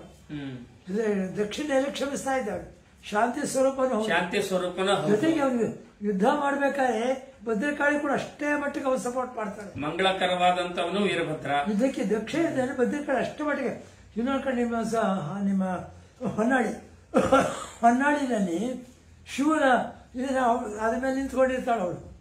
ಆದ್ರೆ ಅವನು ಹಾಡ ವೇಷ ಮಾಡ್ಕೊಂಡಿದ್ದ ನಿಂತ ಅದನ್ನ ಅವ್ರು ತೋರಿಸ್ತಾರೆ. ಭದ್ರಕಾಳಿ ಹೊನ್ನಾಳಿನ ವಿಶಿಷ್ಟವಾಗಿ ಆಚರಣೆಗಳಿದೆ. ಹೊನ್ನಾಳಿ ವಿಶಿಷ್ಟ ಕೂಡ ಇದೆ. ವೀರಭದ್ರ ಈ ತರ ಬೇರೆ ಬೇರೆ ಬೇರೆ ಆಯಾಮಗಳು ನೋಡ್ಕೊಂಡು ಇವಾಗ ಇದೇ ಬೈತಾಲಿಯಪ್ಪ ಅಂತ ಕೊಡಗಿನಲ್ಲಿದೆ. ಮೈ ತಲೆಯಪ್ಪ ಅಂದ್ರೆ ಅರ್ಥವೇನು? ನಮ್ಮ ಹೊಸಕೋಟೆಯಲ್ಲೂ ಕೂಡ ಮುಗವಾಳಪ್ಪ ಅಂತ ವೀರಭದ್ರಿಗೆ ಹೆಸರಿದೆ. ಮುಗುವಾಳ ಅಂತ. ಮುಗುವಾಳ ಅಂದ್ರೆ ಏನು? ಮೊಗ ಬಹಳ ಅಂತ. ಎಲ್ಲಿ ಮೊಗ ಬಹಳ ಅಂತ? ಎಲ್ಲಿ? ರುಂಡಮಾಲೆ. ಮೊಗ ಬಹಳ ಇರುವ. ಅದೇ ಬಹುಶಃ ವಜ್ರಹಾರಕ್ಕೆ ಕಲ್ಪನೆ ಕೊಟ್ಟಿರ್ಬೋದು. ನೀವೆಲ್ಲ ಬದಲು ರುಂಡಮಾಲೆ ಕಾಲಕ್ರಮೇಣ ವಜ್ರಹಾರ ಸ್ವರೂಪ ಸೋಗಿ ವೀರಭದ್ರ ನೋಡಿ. ಹಾಗೆ ಕೊಡಗಿನಲ್ಲಿ ಮೈತಲಪ್ಪ ಅಂತಿದೆ, ಮೈತಲಪ್ಪ ಅಂತಾರೆ. ಬಿಡಿಸಿ ಅದನ್ನ ಮೈ ತಲೆಯಪ್ಪ. ಅಂದ್ರೆ ಮೈ ತಲೆ, ಮೈ ಮೇಲೆ ರುಂಡಮಾಲೆ, ಪ್ರತಿಯೊಂದು ತಮ್ಮದೇ ಆದಂತ ಇದನ್ನು ಕೊಟ್ಕೊಂಡು ಅವ್ರ ಜನಪದದಲ್ಲಿ ತಮ್ಮ ಭಾಷೆ ಎಲ್ಲ ನಿಮ್ ತರ ಹೇಳಕ್ ಆಗೋದಿಲ್ಲ. ಮೈ ತಲೆ ಬಿಡಿಸಿ ಹೇಳೋದಿಲ್ಲ, ಶಬ್ದ ಎಲ್ಲ ಬಿಡಿಸಿ ಹೇಳ್ಕೊಂಡು ಹೋಗ್ತಾರೆ. ಈ ಅಂಶದಲ್ಲಿ ಜಚನಿಯವರು ತೆಂಗಿನಕಾಯಿ ಹೊಡೆದು ಹೇಳಿದ್ರ. ತೆಂಗಿನಕಾಯಿ ಹೋಳು ಹೊಡಿತಕ್ಕಂತ ಇದು ಜಚನಿ ಅವರು. ಅಲ್ಲ, ವೀರಭದ್ರ ತೆಂಗಿನಕಾಯಿ ಹೊಡೆಯೋ ಸಂಸ್ಕೃತಿ ಹೇಳ್ಕೊಟ. ತೆಂಗಿನಕಾಯಿ ಹೊಡೆಯೋ ಸಂಸ್ಕೃತಿ ಬಲಿ ಕೊಡೋ ಬದಲು ತೆಂಗಿನಕಾಯಿ ಹೊಡಿರಿ ಅಂತ ಹೇಳ್ಕೊಟ. ಇವಾಗ ಏನ್ ಮಾಡ್ತೀವಿ, ಪ್ರಾಣಿಗಳನ್ನ ನಾವು ಬಲಿ ಕೊಡ್ತೀವಿ. ಈ ಪ್ರಾಣಿಗಳು ಕೂಡ ಬದಲಾಗಿ ನೀವು ಬೆಳೀತಾ ಇರ್ತಕ್ಕಂಥ ಅವ್ರಿಗೂ ವ್ಯಾಪಾರಿ ಖರ್ಚಾಗ್ತದೆ, ನಿಮ್ಮ ಹರಕೆನೂ ತೀರ್ತದೆ. ಆ ತೆಂಗಿನಕಾಯಿ ಹೊಡೆದ್ರೆ ನಿಮ್ಗೆ ಈ ತರ ಹಿಂಸಾತ್ಮಕ ದೃಷ್ಟಿ ತಪ್ಪುತ್ತೆ. ಅಹಿಂಸಾ ಪ್ರತಿಪಾದಕ ಅವರು ಮತ್ತೆ ಅದನ್ನ ಕೊಂಡದ್ದು ಹೇಳಿದಲ್ಲ, ಅಗ್ನಿ ಪಾಪ ತುಳಿತಕ್ಕಂಥ. ಮತ್ತೆ ನೀವು ಬಿಜಾಪುರದಲ್ಲಿ ಆ ದೇವಸ್ಥಾನದಲ್ಲಿ ಒಂದೇ ಅಡಿ ಹಾಕೋದು, ಮದುವೆ ಗುಗ್ಗಳೆ ಹೋಗ್ಬೇಕಲ್ಲ ಅಲ್ಲಿ ಆಳಿಸ್ತಾರೆ. ಒಂದೊಂದು ಜನಪದ ಸಣ್ಣ ಸಣ್ಣ ಸಂಕೇತಗಳ ಆಚರಣೆಗಳಲ್ಲಿ ಜೀವನವಾಗಿ ಆಚರಣೆ ಮೂಲಕ ವೀರಭದ್ರ ದೇವರ ಎಲ್ಲರ ಜೊತೆಗಿದ್ದಾನೆ. ದೇವರ ದಿಂಡು ಅಥವಾ ಒಂದು ಸಣ್ಣ ಸಣ್ಣ ಸಂಕೇತಗಳೇ ವೈಜ್ಞಾನಿಕ ಅಂಶಗಳು ಕೂಡ ತುಂಬಿದ್ದಾರೆ. ಈ ದೇವಸ್ಥಾನಕ್ಕೆ ಹೋಗೋದು ಬೇಡ, ಮನಸ್ಸಲ್ಲೇ ಯೋಚನೆ ಮಾಡಬೇಕು, ಅದು ಕೆಟ್ಟದ್ದು ಯೋಚನೆ ಮಾಡಬೇಡ. ಆಮೇಲೆ ಅದಕ್ಕೋಸ್ಕರ ಶಿವ ಪೂಜೆ ಮಾಡಿದ್ರು. ನೀವು ದೇವಸ್ಥಾನಕ್ಕೆ ಇವಾಗ ಎಲ್ಲರೂ ವಯಸ್ಸಾದ್ಮೇಲೆ ಹೋಗಕ್ ಆಗೋದಿಲ್ಲ, ಎಲ್ಲರೂ ದೇವಸ್ಥಾನಕ್ಕೆ ಶಿವರಾತ್ರಿಗೆ ಎಲ್ಲ ನೀವೇ ಓಡೋಗ್ತೀವಿ. ತಿರುಪ್ತಿ ಇವತ್ತಿಗೆ ಲಿಂಗಾಯತ ದಾಸಪ್ಪಗಳಿದಲ್ಲ ತಿರುಪ್ತಿಗೆ, ತಿರುಪ್ತಿ ವೀರಭದ್ರ ನಡ್ಕೋತಾರಲ್ಲ, ಅದಕ್ಕೆ ಹೇಳ್ತೀನಿ. ಆದ್ರಿಂದ ಈ ಗುರು ವಿರಕ್ತಿ ಭಾವನೆ ಎಲ್ಲ ಒಟ್ಟಾಗಿ ಹೋಗ್ತಕ್ಕಂಥ ಯಾರೇ ಆಗಲಿ, ಅದರಿಂದ ಜಂಗಮಾಲಿ ಯಾರೇ ಆಗಲಿ, ಗುರು ತಪ್ಪು ನಡೆದಕ್ಕೆ ಓಪನ್ ಆಗಿ ಹೇಳ್ಬಿಟ್ಲು ಅವಳು ಅಂತ. ಅಲ್ಲಮ ಪ್ರಭುನೇ ಮುಕ್ತಾಯಕನಿಗೆ ಅಕ್ಮಾದೇವಿಗೆ ನಮಸ್ಕಾರ ಮಾಡಬೇಕಾದ್ರೆ ನಾರಿ ಶಕ್ತಿಗೆ ಎಷ್ಟು ಮಟ್ಟಿಗೆ ನಮ್ಮ ಶಿವ ಸಂಸ್ಕೃತಿನಲ್ಲಿ ವೀರಶೈವ ಇದು ಎಷ್ಟು ಮಟ್ಟಿಗೆ ಗೌರವ ಇತ್ತು ಅನ್ನೋದಾಗ್ತದೆ. ಇವರು ಮುತ್ತುಸ್ವಾಮಿ ದೀಕ್ಷಿತರು, ಯೋಗದಲ್ಲಿ ವೀರಭದ್ರಾಸನ ಇದೆ. ಯೋಗ ವೀರಭದ್ರಾಸನ ಅಂತೆ. ಸಿಂಧು ಸಂಸ್ಕೃತಿಯಲ್ಲಿ ಯೋಗ ನಿಷ್ಠಾತ ಅಂತ ಹೇಳ್ತಾರೆ ಕೂಡ ಇಲ್ಲೂ ಇದೆ. ಮುತ್ತುಸ್ವಾಮಿ ದೀಕ್ಷಿತರು ಕೂಡ ವೀರಭದ್ರ. ರುದ್ರಪ್ರಿಯ ರಾಗ ಇದೆ, ರುದ್ರಪ್ರಿಯ ರಾಗ. ಅದರಲ್ಲಿ ರುದ್ರಕೋಪ ಜಾತ ವೀರಭದ್ರ ಆಶ್ರಯ ಅಂತ ಹೇಳ್ತೇವೆ. ಹಾಗೆ ನಾವು ಯಾರೇ ಏನೇ ಹೇಳಿ ನಾನಾ ಸ್ವರೂಪದಲ್ಲಿ ಅವ್ರು ಹೋಗ್ತಾರೆ. ಇವಾಗ ನನಗೆ ಸ್ವಲ್ಪ ಇದು ಹೇಳ್ತಾರೆ ಇಲ್ಲ ಫ್ಯಾಷನ್ ಗಿಷನ್, ಅವ್ರು ಅದಕ್ಕೆ ತನ್ನ ಭಾಷೆ ನಡ್ಕೊತಾರೆ. ಹಳ್ಳಿಗೆ ತನ್ನ ಭಾಷೆ ಹೇಳ್ಕೊಂಡು ಹೋಗ್ತಾನೆ. ಹಾಗೆ ಲೆಕ್ಕಾಚಾರ ನಡ್ಕೊಂಡು ಹೋಗ್ತಿರ್ತಾರೆ. ಧನ್ಯವಾದ ಗುರುಗಳೇ. ವೀರಭದ್ರನ ಸಂಸ್ಕೃತಿ ಕುರಿತು ಒಂದು ಒಳ್ಳೆ ಕೆಲವು ಮಾಹಿತಿಗಳನ್ನ ಕೊಟ್ಟಿದ್ದೀರಿ.